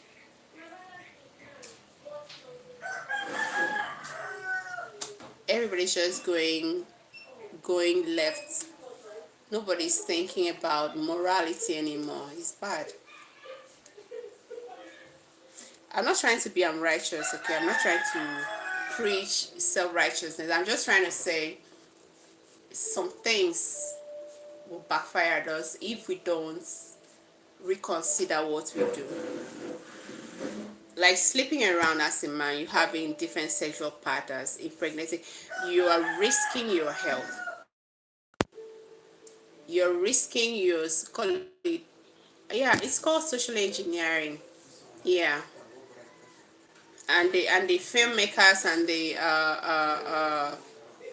call it the songwriters, music artists are the ones engineering it, and the government is sort of helping them to implement the nonsense. All right, I understand, Canary. Thank you for that contribution. So, like I was saying, I'm not trying to preach, self-righteousness. All I'm saying is that before you do certain things, try to consider yourself again. You want to lay with a woman, think again, especially if you want to lay with her unprotected. Think again, is she worthy to have my child? That's number one. Is she worthy to be my wife? Can I marry her? Can I? You have to think about those things before you release your seed into a woman. Don't make babies with just anybody. Make babies with women that are intentional about having a great family. Make babies with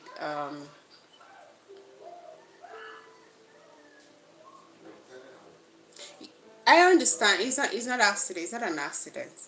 Make babies with women that are very intentional. They want to be in a family. They don't want to, they're not coming for it because of money. I always tell men, if you're a rich guy and you notice anyhow you with a woman, you should know her real color must show at the end of the day. The true color must come out at the end of the day, because she might be pretending, oh, I love you, love you. At the end of the day, the real color, there's no how she can stay with you for a year, 6 months, without her real color coming out someday. It should. And then always put her to a test. If you're a guy and you travel all around the world, blah blah blah, you have all the good time, you always treat her very well, act broke sometime and see how she will react. That's how to know who is intentional about you as well. and who is qualified to carry your child. Not just anybody. Don't just give your child to just anybody. Don't give your seed to just any woman that is into, making money through making babies with men. Canary says, in general, men think like that. However, young people are highly influenced by media. By the time they realize, if they are caught up in the system, by the time they realize, okay.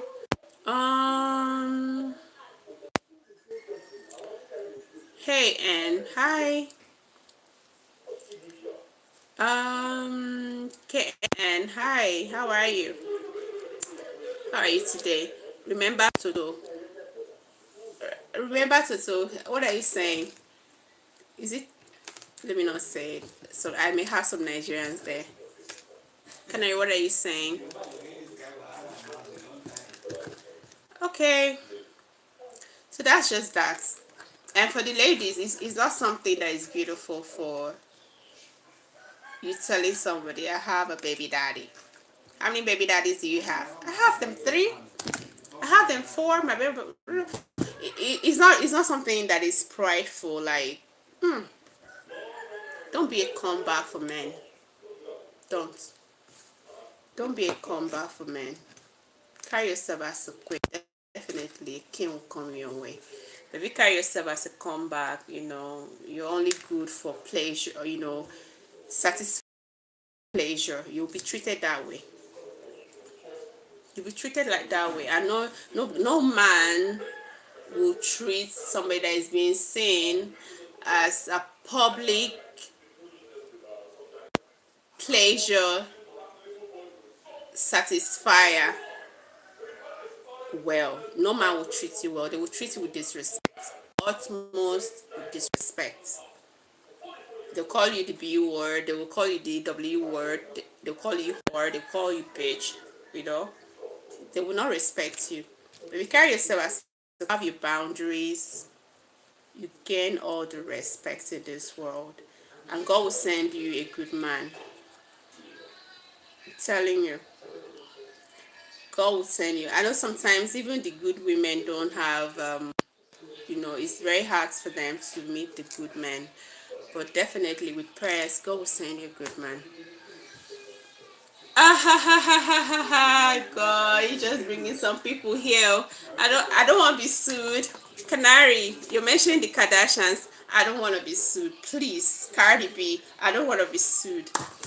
A lot of young people have gone through so much propaganda and media manipulation that they go with what they hear from Cardi B and other celebrities. Let me tell you something. Let me tell you people something. I'm from New York and I love Cardi B. I actually love Cardi B. I love her personality. I love the way she talks. I love the way that, the way she. I don't like the song she sings, but I like her in person. Her aura. She's always very happy, always looking very happy, making people laugh. To say about the celebrities is that they showcase a certain kind of lifestyle. They project to the screen a kind of lifestyle, all right, certain form of lifestyle. Oh, you have to be like this, and everybody's like copying them, not doing deep down inside, deep down or behind the scene. That's not their real life. The one they project to the screen is the fake lifestyle. Behind is not their real life. It's not their. They know what's right. They know what is right. They know what is right. But they will always project the bad side of it, the flamboyant, naughty kind of lifestyle on the screen. And young people get carried away. They idolize these people. And that's the problem.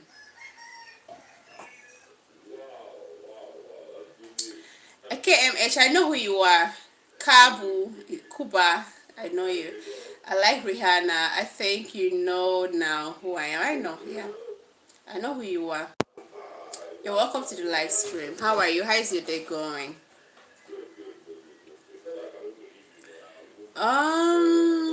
So Kuba, tell us, over there in Germany, is this baby mama thing industry, is it going on there too?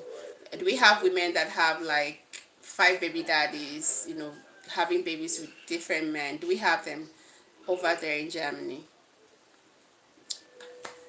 Okay, all right. Take care of yourself. Just woke up. It's okay. It's just waking up by this. So what's the time? This is 1:34 p.m. All right.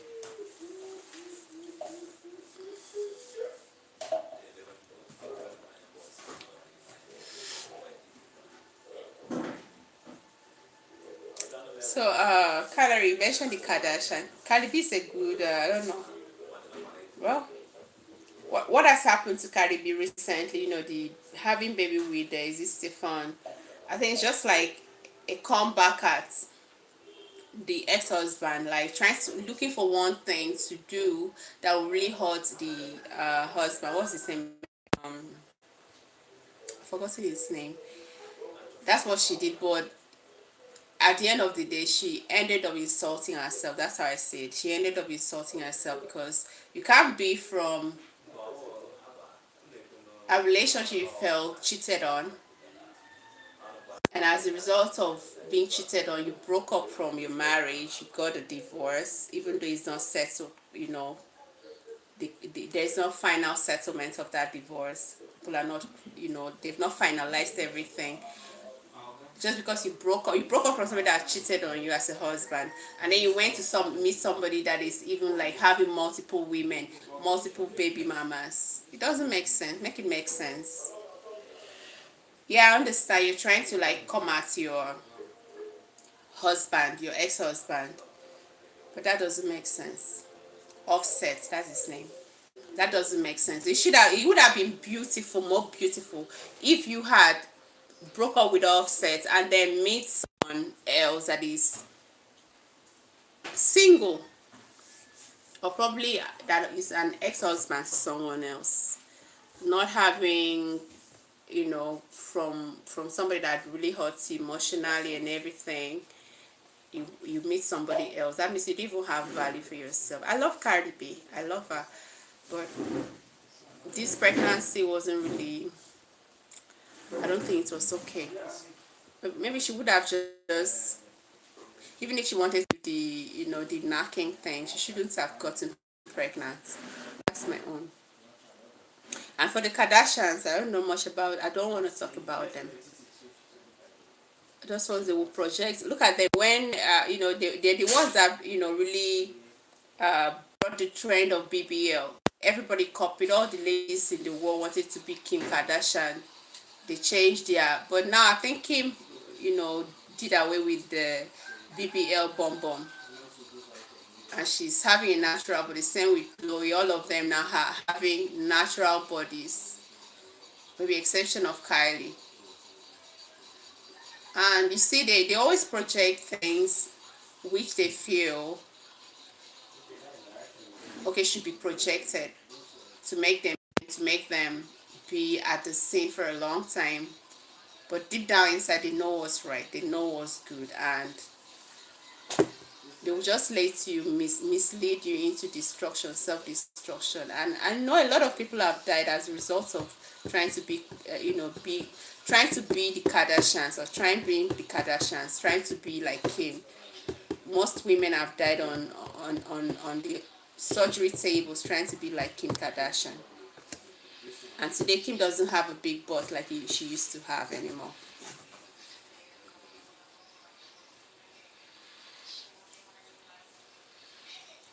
Okay, KM says it is much more less here. All right, thank God. Thank God. Canary says, yes. It mean Cardi B, yeah? I know that. She just put to bed this month. Canary says, but think about the 13-year-old girl growing up. You see it as a normal. But think about a 13-year-old girl growing up. You see it as normal, so you see how the social programming. I'm trying to understand the 13-year-old girl, a Canary. I'm trying to understand you that part. Yeah, but if you mention why do people have many baby daddies, there is not much to expect. In world of celebrity with so much money, drugs and evil. I agree with you. I agree with you. Petros Carmi, hi.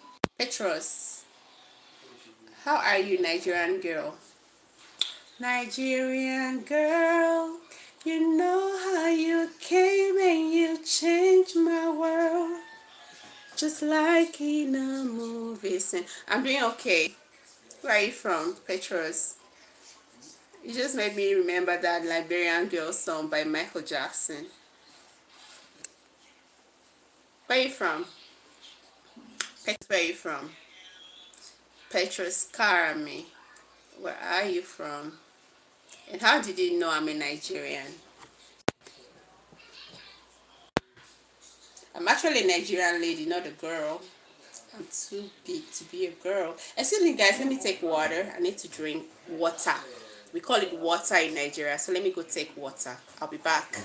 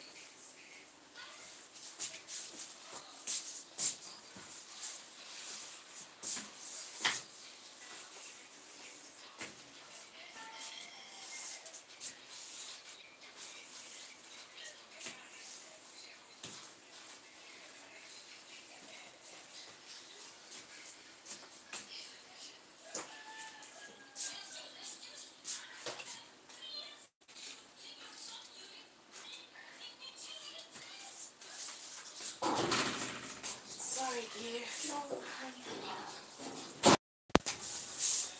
Hey, I'm sorry, I'm back.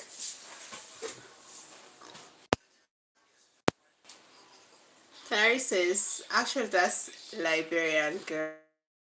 I mean, Nigerian, not Paul. Where is not Paul?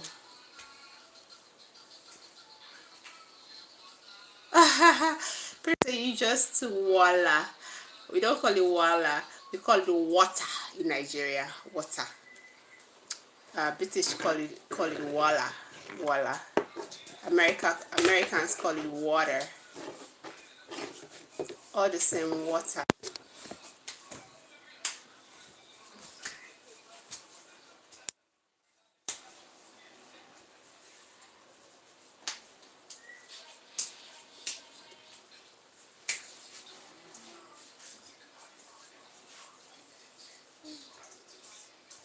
water, water,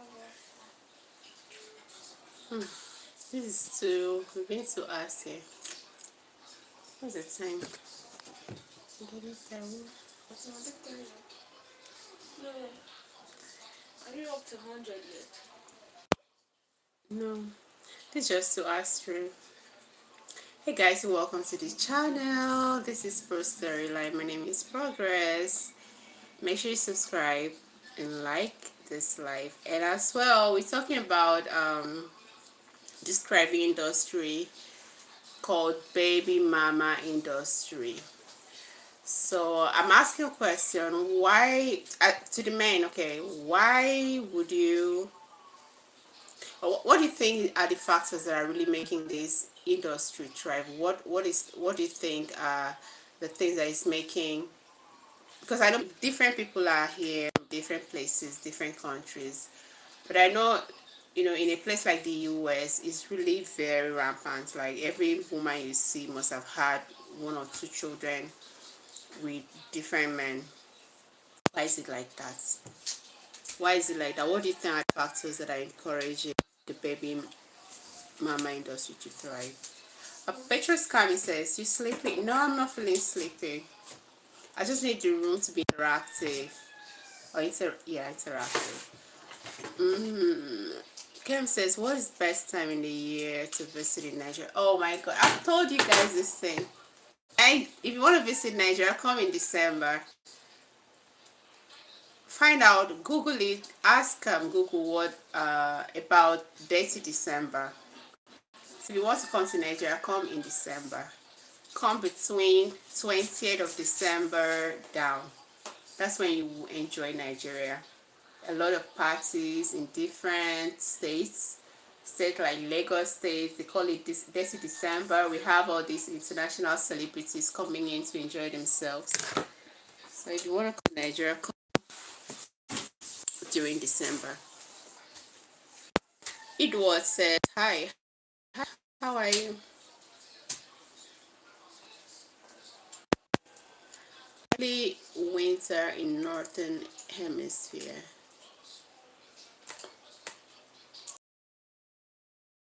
So you better be specific where you're from, so I know where you're from. The northern hemisphere thing is confusing me. Cam says there is so many reasons why this is like that. I don't think there is only one reason. Okay, I think the reason could be I don't know. It's not just one reason. Yes, I agree with you, but it might vary. The reasons might vary, from different places. Like in the US, it's because of how the settlements that comes with being a baby mama. A woman will take you to court if you're not responsible enough to take care of your child, and the court will tell you how much you're going to be paying to her. Okay. So I let most of these women say they don't want to work. They just want to, produce babies and then collect child support from different baby daddies and live larger than life. So if the government is encouraging such lifestyle, and that is very peculiar to a country like the US. I don't know about other places if it's happening. So if it's happening in your own country, I want to know why, that is happening in your own country. Like us, I told people that listened earlier, I told them why it's thriving here. Women that choose to be baby mamas don't choose to be baby mamas because it's seen as a disgraceful thing, shameable thing, or shameful thing. As a woman, you're supposed to be married before you start making babies, but life can throw you what you don't want sometimes. So some of these women are being lied to, especially by men that are already married. They will say, "Oh, I'm not married," and then before they lay with you, maybe you give yourself to them, they get you pregnant and then abandon you. And the funniest or the unfortunate thing over here in Nigeria, maybe in Africa, I don't know about, but in Nigeria where I'm from, is that you can't take them to court. They may choose to not have anything to do with you again. You can't take them to court, and even if you take them to court, the judicial system may not favor you, especially if you don't have money. It will favor the highest bidder in court, the highest briber in court. All right. So you may take him to court, and then he walk his way around it, and the judgment doesn't favor you, so you lose. That's one of it. They're being lied to. They don't choose to be baby mamas. But those that choose to be baby mamas are the ones that are pursuing what are called the big fish. The big fish are rich men. They just want to have an attachment, a link to these rich men. And how do you keep them attached to you? By getting pregnant and having their children. And locally the end result, the essence of this is just to and financial benefits from the big fish, so to say. So that's it.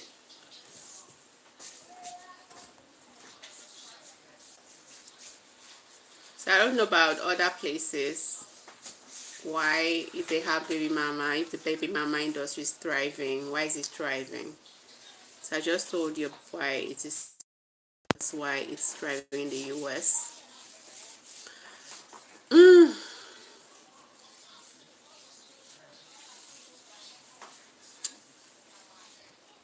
Um,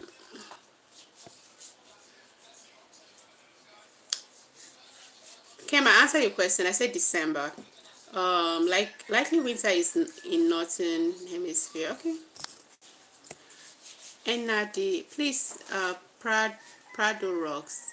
You can speak in English so I can respond to your comments.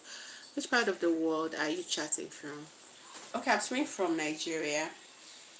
From Nigeria, Subsea Romy. Hi. Are you single? Do you want to apply? I have application letters for people that are looking for, that are asking me, are you single? If you want to apply, you let me know. How old are you? Akana Chris. I may be older than you. I'm old, I'm an adult. So do not come here asking me my age. Prado Rock says, do all African females have hairstyles like what you've got? No.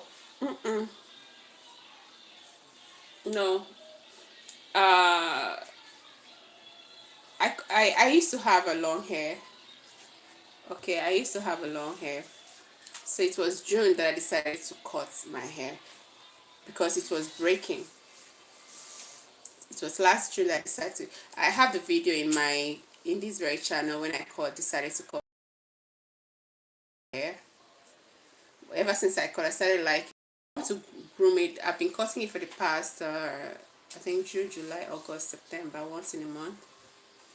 So the last time I cut was September. I don't want to cut again. I want to groom it and start braiding. So no, not all Africans, women carry the kind of hair I carry. Most braid, most pay, most wear wigs. Everybody do whatever they feel like doing. Me, I choose to do what I feel like doing. This is what I want to do for now. Alright? Okay, I'm not here in Europe. If you don't pay child support, you end in jail. Even if you don't want to have rights to your child or you lose your rights, you have to pay child support. Yeah. So in other words, but I don't know in European countries how thriving is the industry of baby mama. I don't know if it's so much like it is in the US. But all the same, I feel, the government is not even helping matters. They are the one encouraging these women to just sleep around and they make babies with different men for benefits. Most of these women don't want to work anymore. They just want to, that's their job. Get pregnant, born, give birth to that child, and then the father of the child will be paying you every month, which is not okay. It's not a lifestyle. Prado says, how is life there in Nigeria? Life is good in Nigeria. Life is beautiful in Nigeria. What do you want me to say? Life is good, but we have our own challenges too. Prado says, do you still do the tribal dances there? Yes. Yes, we still do. Different tribes have their different, tribal dances. So we still do tribal dance. If you go back to where I'm from, they have a tribal dance. They come back to the north, they have their. So we still do our tribal dance. Have you ever been to Nigeria? Prado Ross, have you ever been to Nigeria? Guys, please subscribe to the channel, especially if you're just tuning in for the first time. Make sure you subscribe, like this live. Kim says, are you a good dancer? I don't know how to dance, but I know how to sing. Prado says, I've never been to Africa. Oh, you're missing a lot. You need to come to Africa. You really need to visit Africa. All of you need to visit. You know, I'm just tired of, there's something that always come up here. Some people that are very limited in knowledge will always come up here and they'll be telling me things about Africa. And they'll be asking me silly questions like, do you people have water? Do you have water? Do you have a house? Do you have this? Do you have that? Africa is poor. So when you ask me if I have a house, no, I don't have a house. I live on the tree like a monkey. You ask me if I have water. No, we don't have water. I drink urine. Because that shows how limited, you know, that kind of, the person that's asking that kind of question is in knowledge. It doesn't, it's just, you know, so enclosed in environments. It doesn't know what's up. Even if you don't have to travel to Africa, forget about what the media, they call it the Western or the international media, paints of Africa. There are people, thank God for YouTube. There are people that have documented so many things about Africa. Go read for yourself, go see for yourself. And stop asking me questions that are not okay.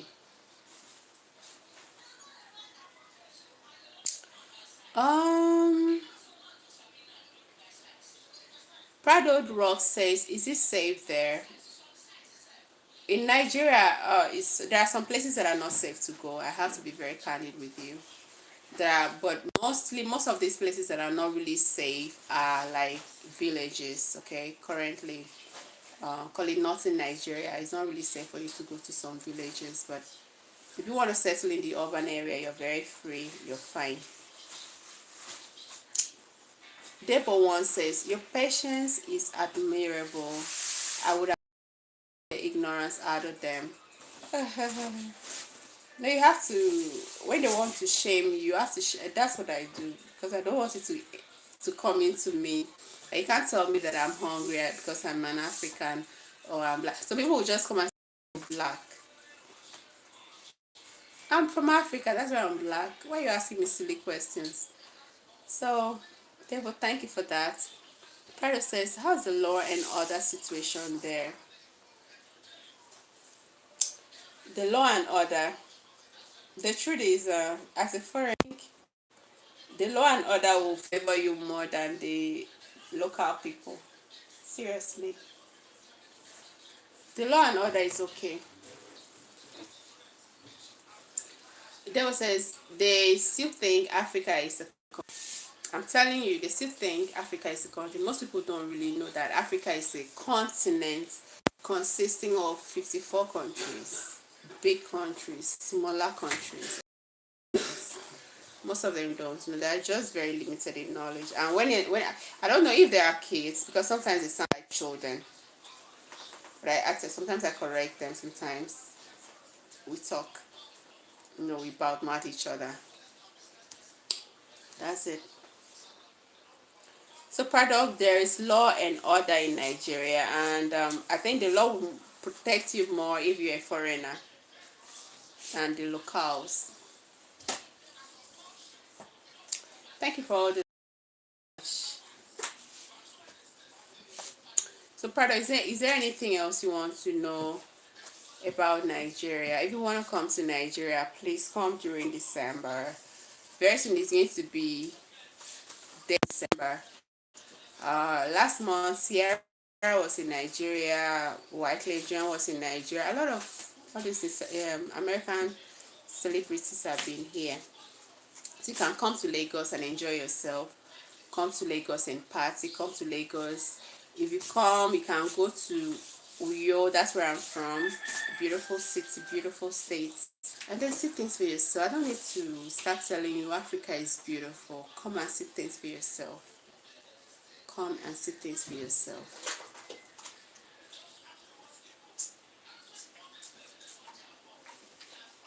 Guys, subscribe to the channel and like this live, please.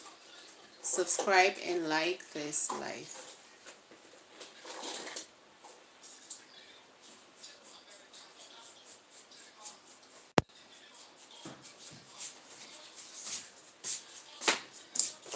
if you have what it takes, even if it's not Africa, you can go to maybe the Caribbean. Learn. I love people traveling. Me, I've traveled in my mind a lot through videos, through YouTube videos. I know of some people that have shown incredible content, travel content about other countries. So that's how I learn. So even if you don't have money to book a flight or get a visa, get a passport, you can always watch and then learn about other people's countries via people that have traveled and documented same.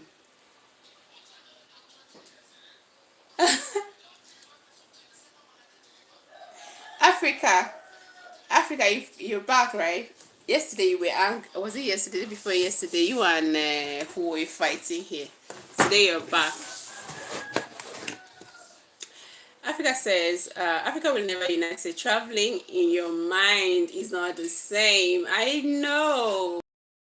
Embarrassing me, Africa. They embarrass me. I know it's not the same thing. How somehow it's something. I've traveled. Cave says, do I have siblings? Yes, I have 4 siblings. Africa says, how are you proudly Nigerian? Why wouldn't I be proud being a Nigerian? I'm very proud of my country. Number one, like, my country is very popular among every other African nations. That's number one. There's no continent of this world that you will go, or any country in the world, no matter how small this country is or unpopular the country is, and then you ask the indigents, okay, the people of that country, of Nigeria, definitely you will hear 1 or 2 people saying, yes, I've heard of Nigeria. So Nigeria is a very popular country, and I'm so proud of it. Does that answer your question? Does that answer your question? Secondly, Nigeria is home to, call it, the most populous black nation on the planet. Like, we have this is where you will find most black people on earth.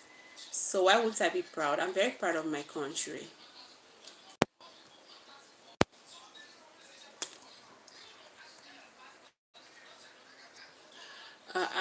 How are the opportunities there for Indians?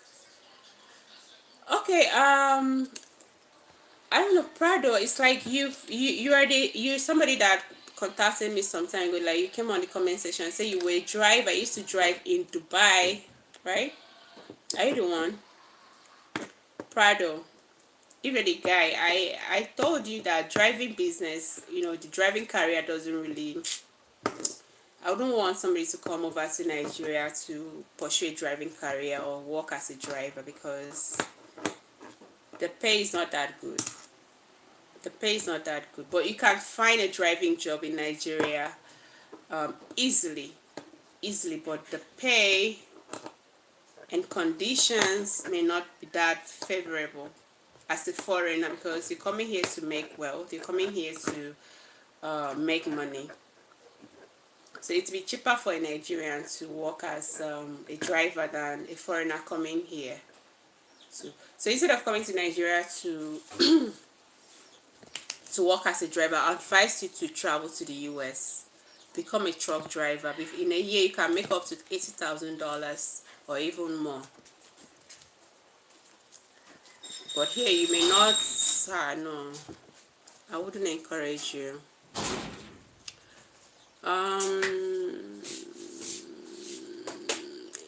There are jobs opportunities aside the driving job. I don't know if you're the person, but if you're not, aside the traveling jobs, we have so many Indian, the Indians, they have so many industries here, production industries and all. So you can always have your way. Okay, maybe your brothers can put you in. So there are industries here, but the rate of unemployment is very high. But being a foreigner, Definitely, we have Indian companies. Maybe they will employ you. But for Nigerians, the rate of unemployment is on the high side. There's no much college job opportunities, and even if you have a job opportunity, it's just, you know, like from hand to mouth. You understand what I mean? Hand to mouth. Like, you may not end up not saving so much. It's just something to just keep the body and soul together. Not if not regardless, we see I'm just talking about like call it 70 to 80% of the jobs in Nigeria like that. It's just a very minute number of people who have a good job, a job that you can save and then go on vacation outside the country, you know, have a good life. Majority don't have that kind of jobs, and it's not easy to come by with such those kind of jobs. Africa says, me fighting, I'm not the type. That's your business, Africa. Samuel Ade, hi. Channel. I'm proud to be Baratia. I don't know where that is. Okay, India. Okay. Baratia should be a city in India, Africa. Baratia should be a city in India.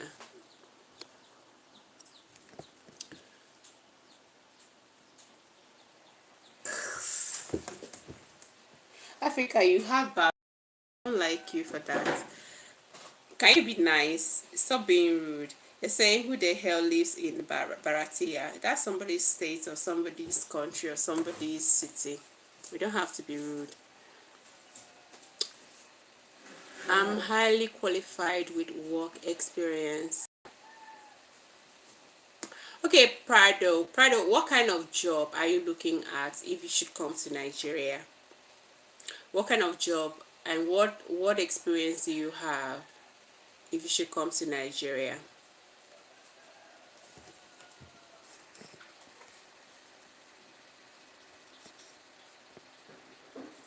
Bharat is the original name of India and Bharatiya is an Indian. Okay. So Africa, I know you don't really, you don't have that idea. So somebody just enlightening you. I hope you learn and stop saying that. So Bharat is India. According to him, he says is the original name of India. So Bharatiya are Indian people or the Indians. So I hope you learn. Africa will never unite itself. So you would Nigeria if an opportunity of success is elsewhere. You they whine me. Africa, I like, is that a question that needs an answer? Are you serious? Nigeria is my comfort zone, and you know you can't really do very well if you're in your comfort zone. You have to leave. So definitely, yes. Why would I? I will. I'll leave Nigeria.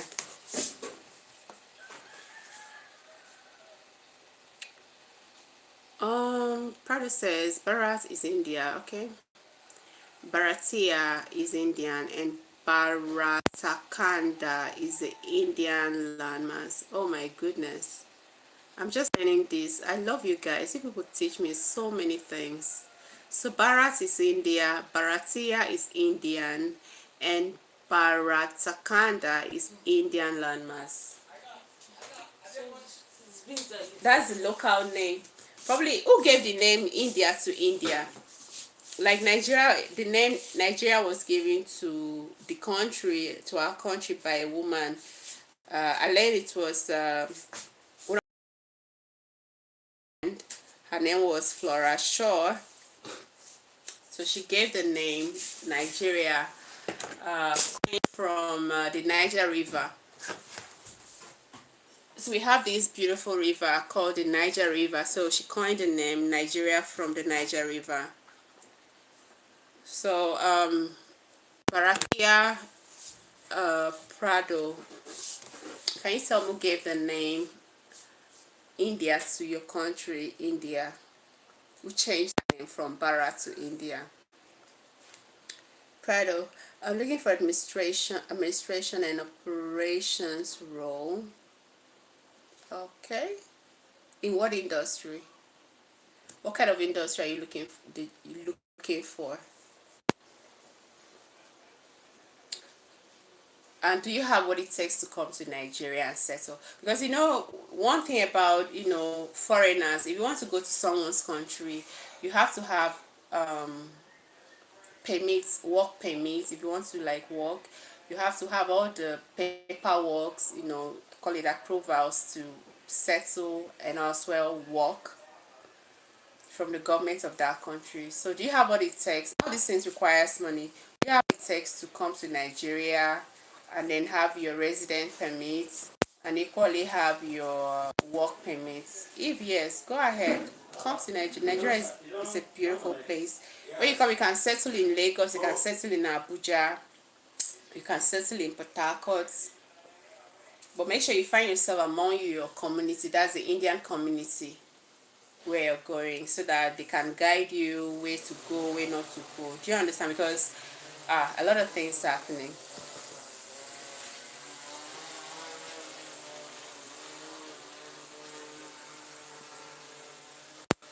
I'm looking for, okay, Bharat is the birthplace of civilization and mankind. Well, I'm not aware. Canary, are you there? There's an argument here. You need to come and debate on it. He's saying Bharat is the birthplace of civilization and mankind. Canary, are you still there with us? You've gone to work.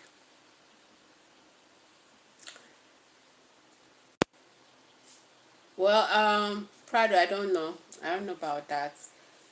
An Indian guy came the other day and was telling me that, what's that name again? Is the oldest language in the world. As a matter of fact, I don't know. I've forgotten the language. Kwa. Babalola Bamidele, hi. Babalola, all the way from Gambia. How are you now? Oh, Lola, how are you day today? Prada says manufacturing and service sector. Please, we have your Indian brothers here working. They have construction companies, they have industries, production industries, call it manufacturing industries. You can always find your way in if you have all it takes. It still boils down to if you have what it takes. You need to pay your accommodation, or they can even accommodate you. I don't know. So you can make your findings. How work culture there? Oh well, let me just tell you what happens here. I think the Indians, okay, and the Chinese, the Lebanese that comes here, when they employ the local people, they treat them badly. They treat us badly. And what I hate about the whole thing is that they offer them protection. Like they will give them call it police, even in the face of them treating Nigerians badly simply because they're working for them. The escort doesn't have a say. It all boils down to them having money. They can. So it will favor you, my dear. It will favor you because you're one of them. It will favor you so you can come. How are African managers? The truth is that Africans love foreigners much more than themselves. Truth. Africans love foreigners much more than themselves. So definitely we'll always have that class treatment. They will always treat you. If you behave well, that's the thing. If you behave well, if you don't try to flex muscle because maybe, I don't know if you're light-skinned Indian, or because you have light skin, and because some mentally enslaved that's thinking you're better than them or something.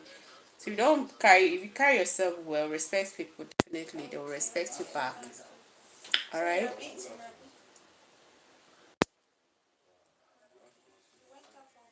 Babalola says I do my permits for three. Maybe if you come online, then you chat.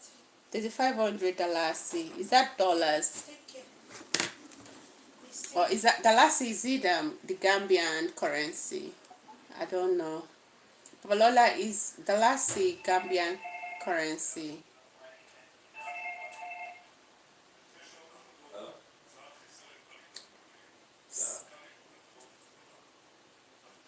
Sanskrit is the mother of all languages. Okay, the last slide was. Okay. I'm just learning. Well, let me check now. I'm just learning. Thank you for that knowledge. Black girl, hi.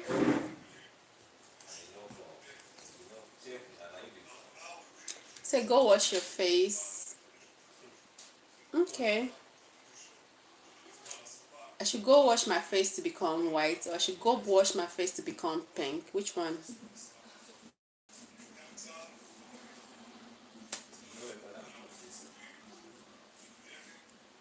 POV Draco. Should I go wash my face to become black, or I should go wash my face to become pink? Tell me.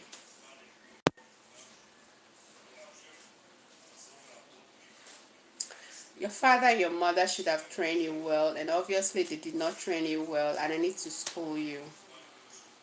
You respect yourself so that you be respected. Don't you ever come on my live, okay, and tell me nonsense. Do you understand me?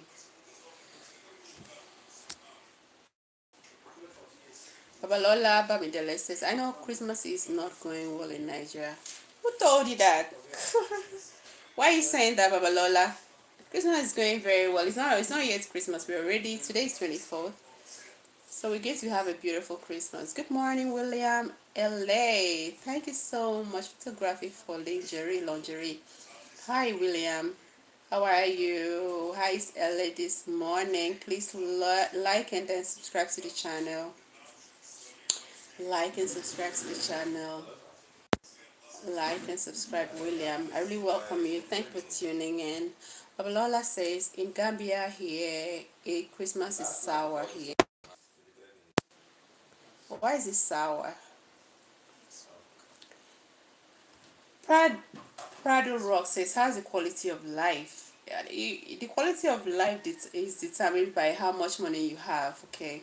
If you have money, definitely you have a great life. If you don't have money, the thing is that Nigeria, okay, you can be poor and not be homeless.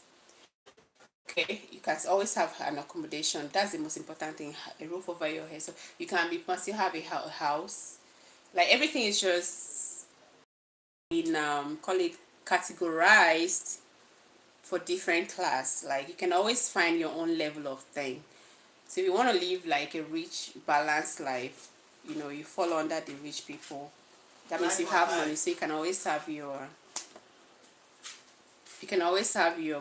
best of life. You want to live like a middle class, there's space for you. You can always fit in.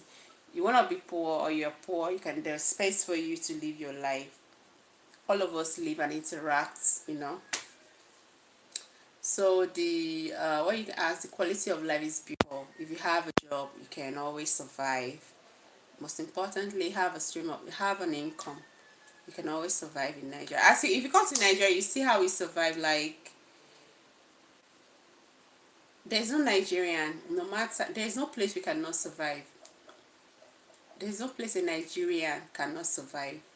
There's no hardship a Nigerian cannot survive, because already the mind is trained, the environment is tough, that you have to train yourself. Government don't do nothing for us, we do things for ourselves.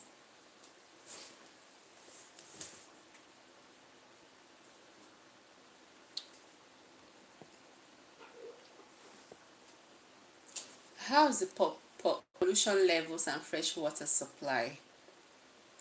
Okay, talk about the pollution level. It depends on the area, like I said. Rich areas in Nigeria, call it rich environment, where rich people settle, are very clean, very serene, very peaceful. There's no pollution. They have their waste bin, they have people that comes, the waste management thing that comes pick the waste, when it's full. It's like that. Pollution. If you don't like noise, so we make noise a lot. us as noisemaker. So we're not like in the US, you live in apartments building with others, and then you're not supposed to be loud. We are very loud, and the funniest part is that you can't even call police on us. There's nothing like, oh, because your neighbor is loud or playing music loudly, you go call police for her or him. Nothing like that. Instead, you can just politely walk up to the person and then tell him, okay, it's loud, can you tune it down? But if it's a good person, you might tune it down or turn the volume, depending on how you approach him. But that's it. Pollution wise, if it's about waste management, is there. If it's we make noise, we make noise. Talk about water supply. Most of us we drink water, treated water from the factories. Okay, so you can always buy your water, I call it your bottled water, treated, well treated bottled water. So you can always buy that. It's not that expensive. Okay, you can buy it. A set comes like 12 bottles. So you can, at 12 bottles you can buy small bottles. That's like less than $2. Okay, so you can always buy that stock in your house to drink if you have any issue with the water. But there's always like every compound now we have what they call borehole. Like they drill water from the ground and then they connect it into the house. It's clean. You can use it to bathe, you can use it to cook. All right, but if you have challenges, if it's not treated, if that the water in the compound is not treated, you can always buy your bottled water. I hope I answered your question. How is the weather there? Can I get a 360 queen? No, you can't get a 360. Your queen is very tight now and then talk. So you can't see, you can't get a 360. Thank you, Shani Ellis. Where are you watching from? Please subscribe to the channel, Shani. How is the weather there? Okay. The weather in Nigeria can be categorized into two. We have the dry season and call it the rainy season. So the dry season is simply when it's always sunny all through and windy.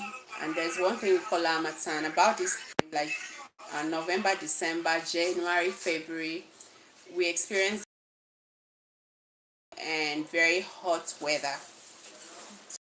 Harmattan or dry season. It could extend to about, I think, the fourth month or so. And then the rainy season comes with heavy rainfall, heavy downpour, and it goes like that throughout till when the next dry season. So we don't have winter season. There is no cold. Even during the Harmattan, sometimes it's a little bit cold. There are some areas in Nigeria that are really cold, like just Plateau State. They call it Plateau State because it's up there, like uphill.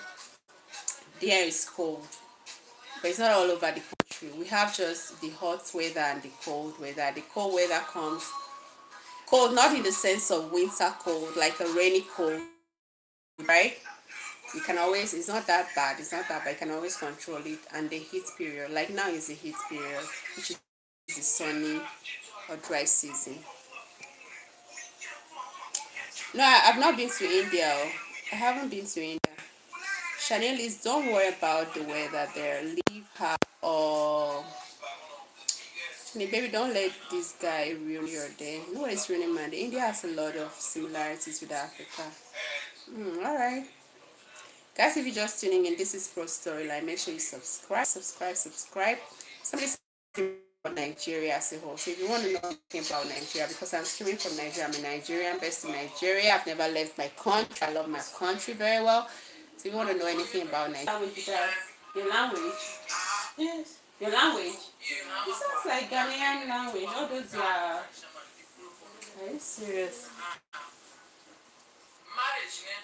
Life in India is much tougher than Africa. Is that so? Why did you say that? Can you tell me much more so that I know why you say life in India is much tougher than Africa? Prado, can you tell me why you said so?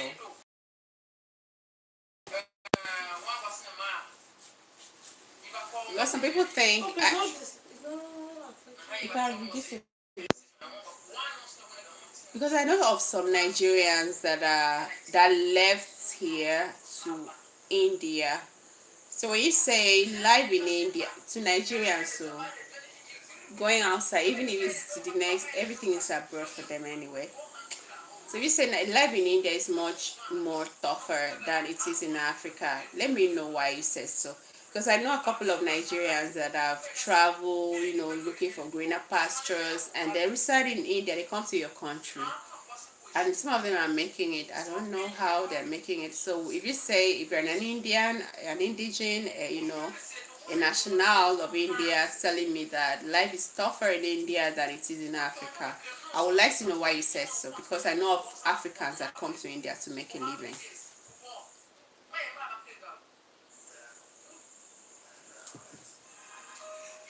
Prada, are you there? Can you tell me?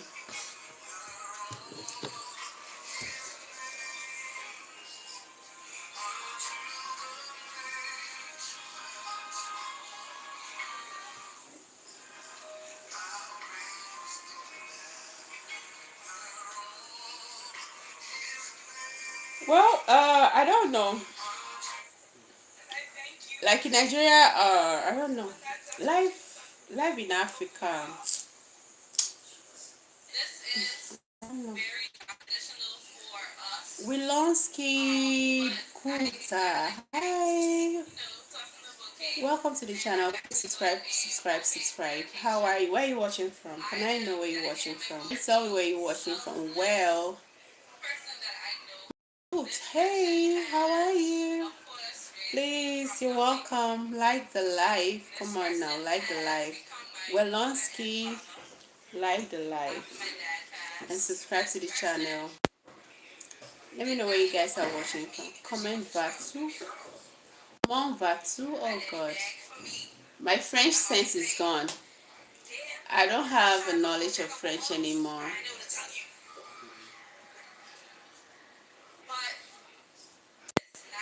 Okay, somebody was saying that life in India is tougher than it is in Africa. And I asked him why he says so. He says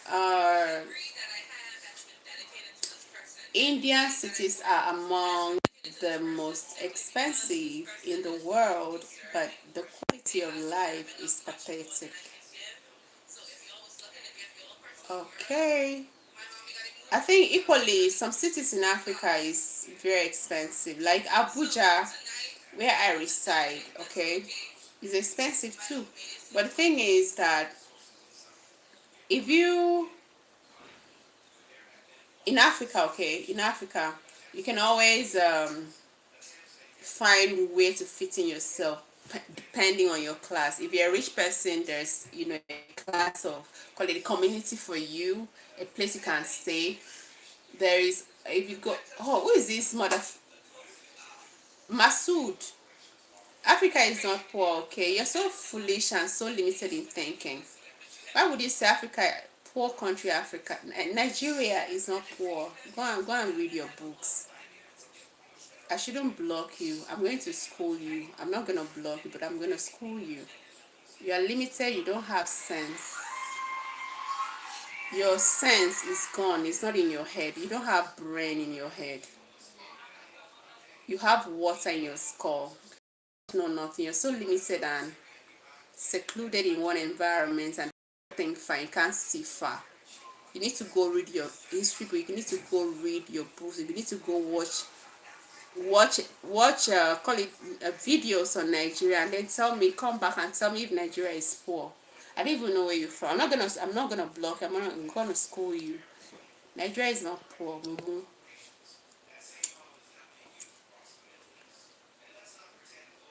I was talking before this Mumu boy came in. India system, okay. So I was saying that in Africa, okay, one beautiful thing is that you can always find your own class, you like your own level, maybe in housing, in way of life and everything. If you are rich, you can always, know the where the rich people live. You get your housing. If you're middle class, there's this place for you fit. And I don't know if it's like that in India.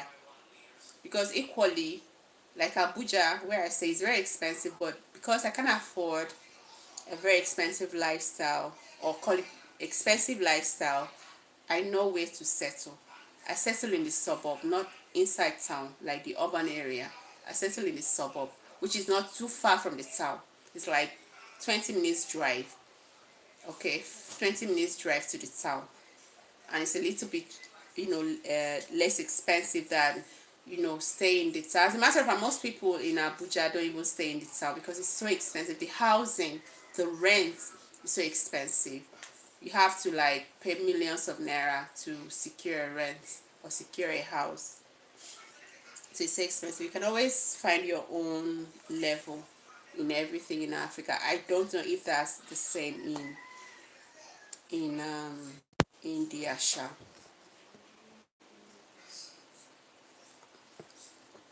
Indian society is highly conservative and deeply backward mindset and put too much pressure on people.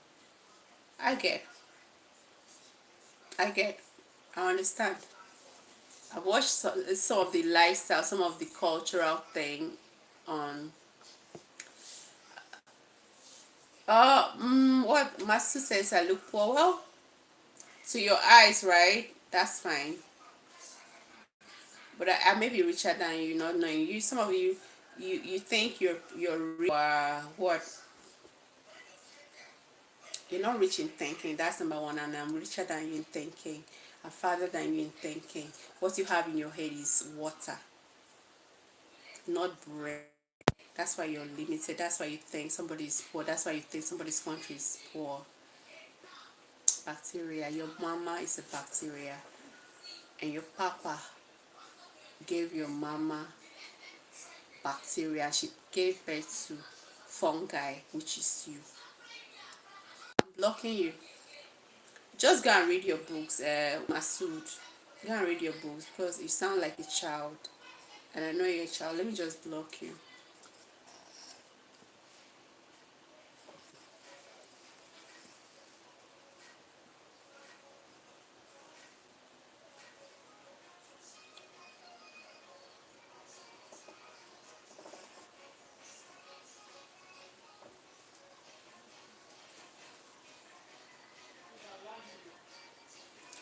Okay, So, no problem. is it Masood or whatever? I know you must be a child anyway, but I'm forgiving you. Don't come here anymore. Don't come here. Racist people. Don't come here anymore.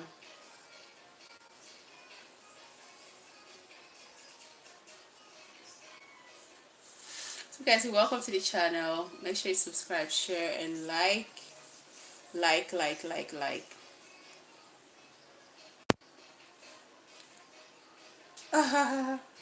Just forget him. He's gone. I just blocked him. He will never see me again.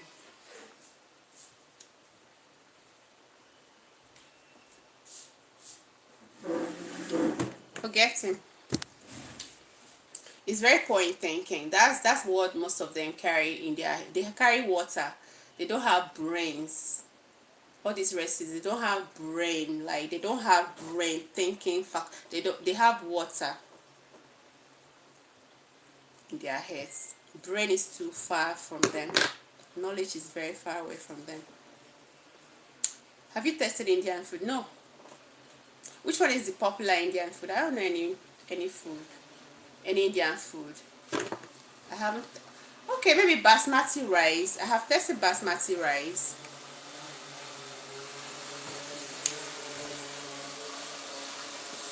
I've tested basmati rice, not the Indian prepare, the way Indians prepare it though.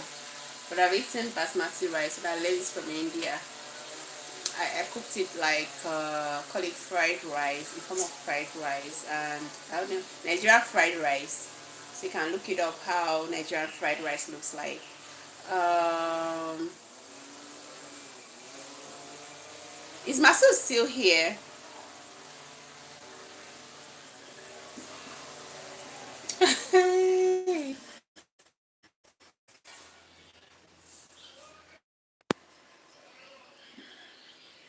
Why am I producing 20 children? Because I'm very fertile. Unlike your mama is, she can't. Master, what you just started now, come on, you. I swear, you will hate yourself. Like, you may drink poison. Just go, leave me alone.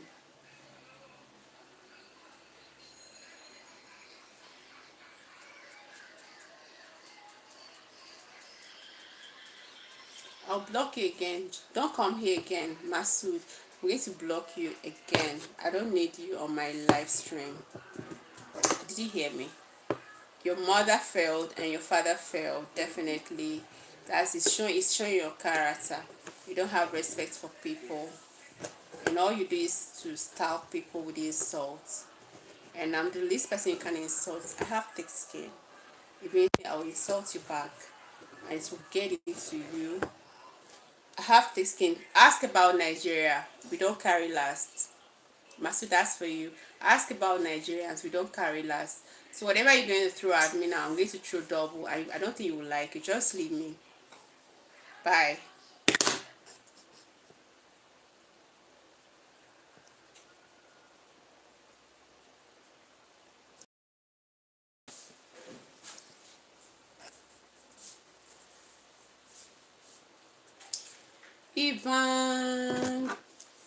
Ivan Cruden. Okay, can I pronounce that? Hi. Yes, I'm good at roasting. Yeah, I know how to roast people. People that don't respect themselves. Yeah, this is the only Indian word that I know. Namaste. Namaste. But I don't know what namaste means. I watch a lot of, there's this cable TV thing that is being sold. It's a South African thing called company. So they used to stream, one of the channels is called Bollywood. They used to stream Indian movies. So I think I've watched a couple of them, though I don't really, it makes me not think fast. I don't really spend my time watching all the Indian movies. But I've watched a couple of Indian movies and I understand the culture. People really have this family orientation kind of thing. Really, family comes first for you guys, and in-laws and everything. Whoa, everything who live like this.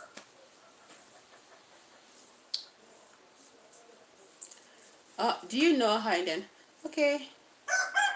Do you watch an Indian movies and series? The series are always very long, very very long. It could take a month for one series to finish. So I don't have time to, but I've watched a couple of Indian movies. But generally speaking, I'm not really, ever since I grew up, like, I don't really fancy spending my time watching movies like I used to. I love watching documentaries instead, like learning about other places, learning about other cultures. Or maybe crime documentaries. I like that one too.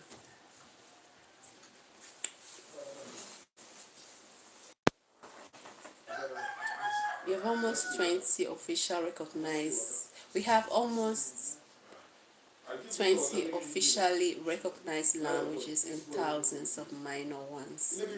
Wow. That's beautiful. Each language has many dialects. Okay.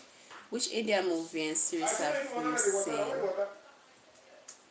I can't remember the name. My God. I can't remember. Oh, is it Heart to Heart? I can't even remember the story. Like, it's always too long. Indian movie is always very long. It's always very long. That's why I don't.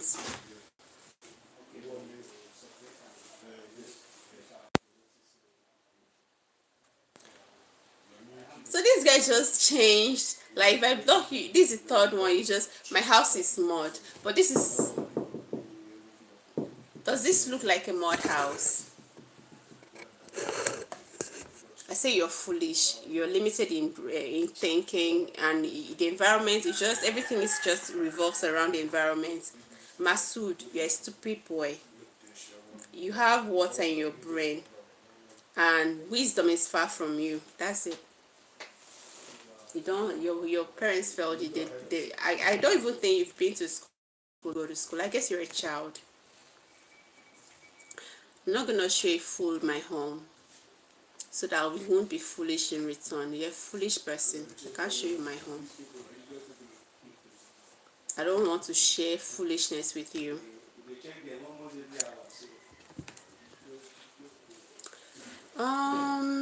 India is the seventh largest country in the world and one of the longest coastline. Okay. Indian Ocean. Empty bus. African food are very, very, very organic. Okay, it's not chemicalized. It's not like we get it straight from the farm. We get it straight from the farm. And we have beautiful meals prepared from this products or farm produce. I don't have to talk about Nigeria. I mean, just go on, call it YouTube, search for the popular ones are like egusi, fufu, fried rice, Nigerian jollof rice, party jollof rice, afang, edikan, ekong soup. We have so many very tasty meals, very, very nutritious, very, very, very, very organic, beautiful meals. Andy Boss says African food is poisonous. If African food were poisonous, I think it should reflect in the rates of cancerous patients we have. But where you're from, everybody suffers cancer. So that answers the question. Who eats poison? Who eats canned food? People from your place eat canned food and it's poisonous because it's chemicalized. We in Africa eat organic food. So you don't want to start that war with me. I'm going to block you again. Bye-bye. Bye, foolish.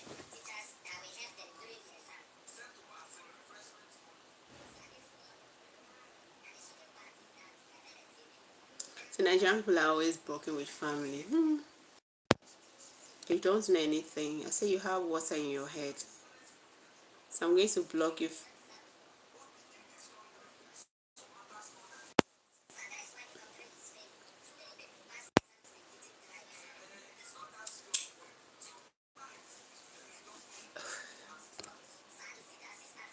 We have three oceans: India Ocean, Bay of Bengal, and Arabian Sea. Okay.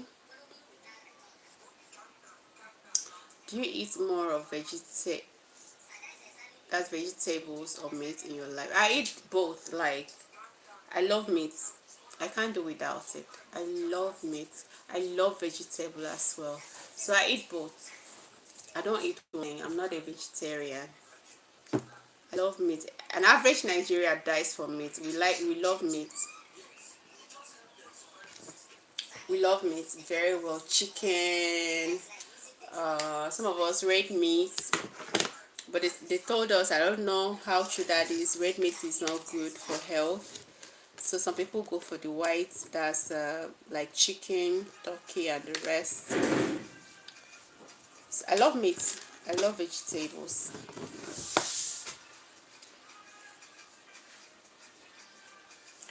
Okay, let me ask you this. Beef and pork is banned in India.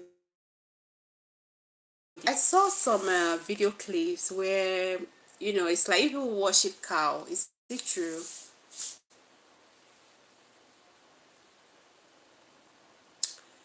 Is it true people worship cow in India? I've seen videos like that where they will adorn a cow with different decorations, beautify it, and then some people will come, bow down to the cow, and the cow just raise one of the legs and then like blessing the person. Blackish girl, jollof rice. Why you girl protest? I don't even understand again.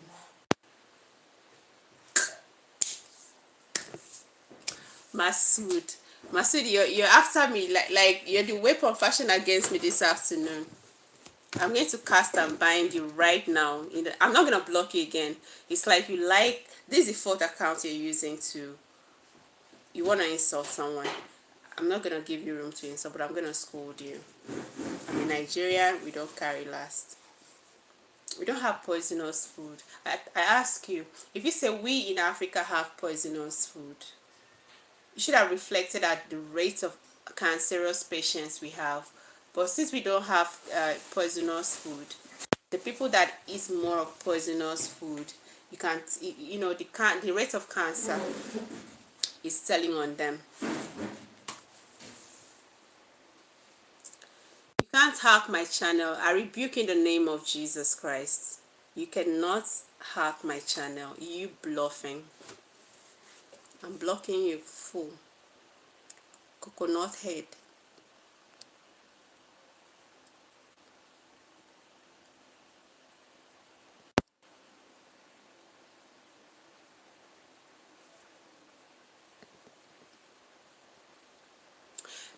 Namdi, hi. Good afternoon.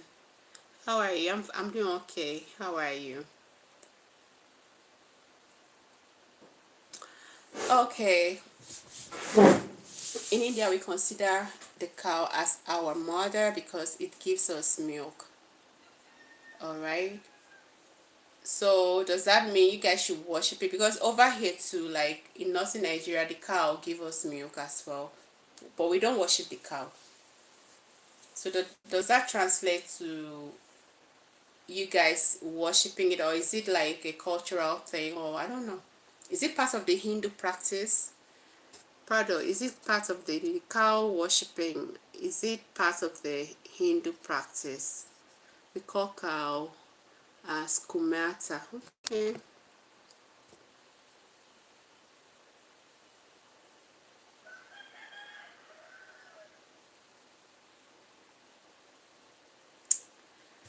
It's a culture. All right, I understand.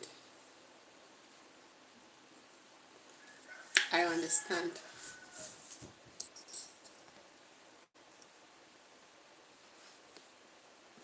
I understand. But which religion are you? Hindu.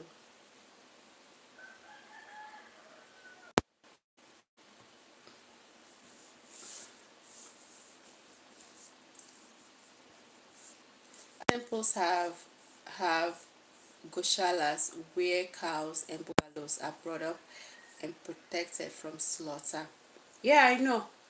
I know you guys don't you really kind of see those animals as sacred animals. And sometimes I used to see video clips where, you know, if a cow dies, you know, people be crying, and I'd be like, I don't understand. Why are you people crying over a cow? But I understand it's a religion thing and a cultural thing. So I respect your culture. I respect your culture.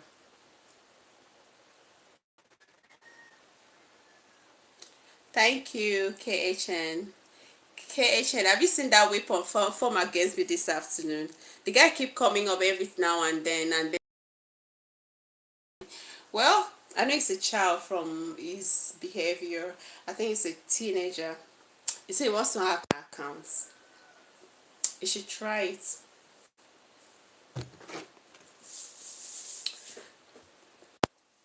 Namdi Ayawo says maybe you should seriously consider blocking, hiding people. Yeah, I just did that.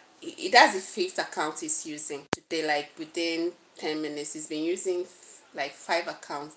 That's the fifth one I just blocked. He's using it. I don't know if he's creating. It may pop up again. I blocked him like 5 times, different accounts. Part of say you visit ISKCON or any Indian ashram, you come to know. I don't know what those are. ISKCON, I don't know what it is, or Indian ashram, I don't know what that is. Indian cuisine is the tastiest and healthiest in the world. Yeah, I know Indian eats a lot of turmeric, curry. You know, people have lots of spices. That's the only thing I know about India. People eat rice a lot. But when it comes to meat, I don't know if you people, what kind of meat you guys eat. Since you know, the beef thing is not on your list or menu because it's sacred. I don't know which meat people prefer over the cow meat. And South Indian food is the best. Okay. I've not tested any. I've not tested Indian food before. Aside, the basmati rice like I got and then did it myself, prepared it myself. I think I prepared it in form of fried rice, Nigerian fried rice. You can look it up. Nigerian fried rice. And what else? Maybe vegetable sauce.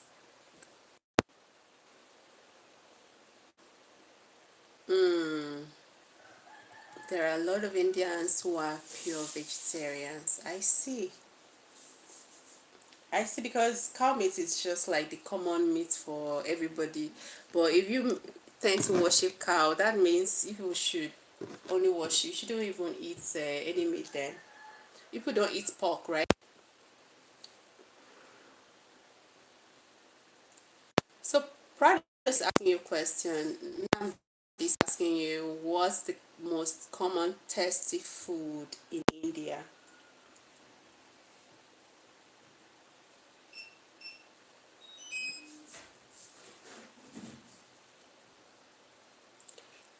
Namdi, did you see this guy again? He just showed up. Tawals. It's like he's an Arab. It's like an Arab person. Yes, I'm a blackish girl.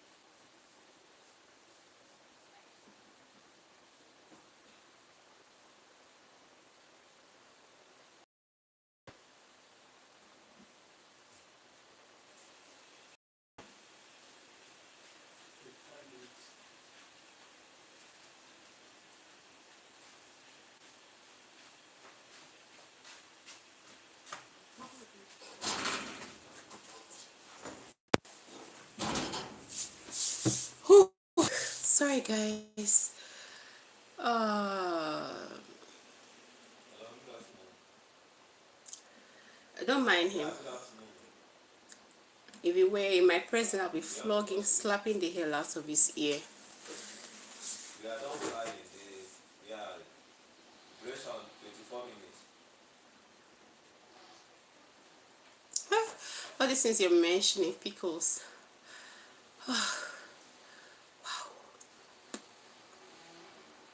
Bowl with nati mutton and chicken curry.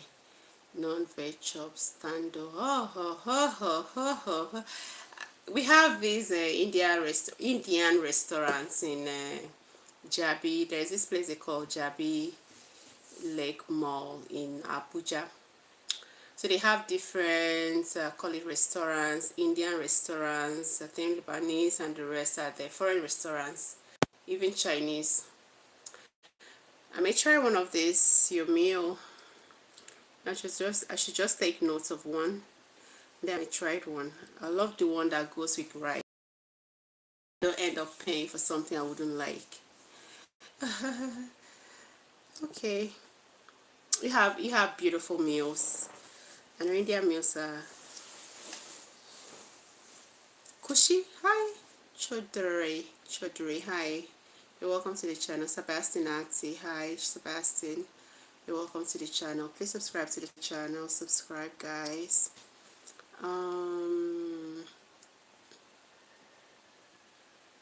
Namdi says, I thought it was only Ugandans that eat chapati. Have you tested the chapati before, Namdi? I don't know what that is. I've never eaten no Indian food before. Pharaoh says, hey, Kushi, alright. Okay.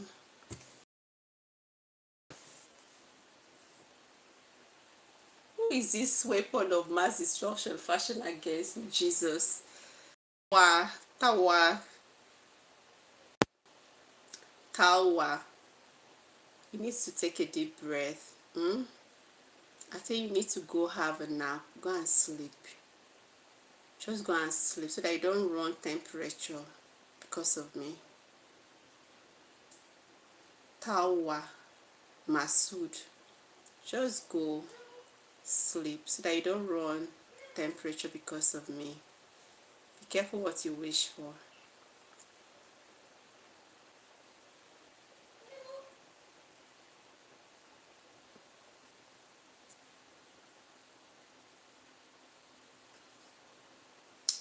In India, every state is like a different country. Each one has a total unique culture, language, and cuisine and tastes. That's true. That's true. That's true. Is it true that the white, call it the light-skinned Indians, don't marry from the black-skinned? Like there's this kind of racial thing that happens in India or that takes place in India. Like the white-skinned India, call it the light-skinned Indians, don't really have much to do with the black-skinned India.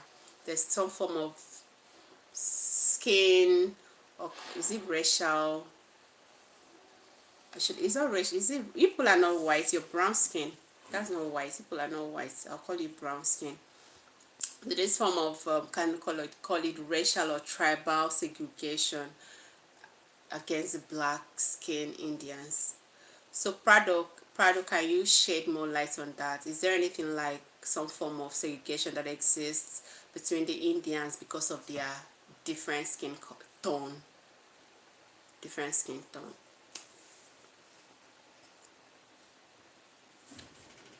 Prado, where are from Prado? Okay, Prado is from India. Kushi says, okay.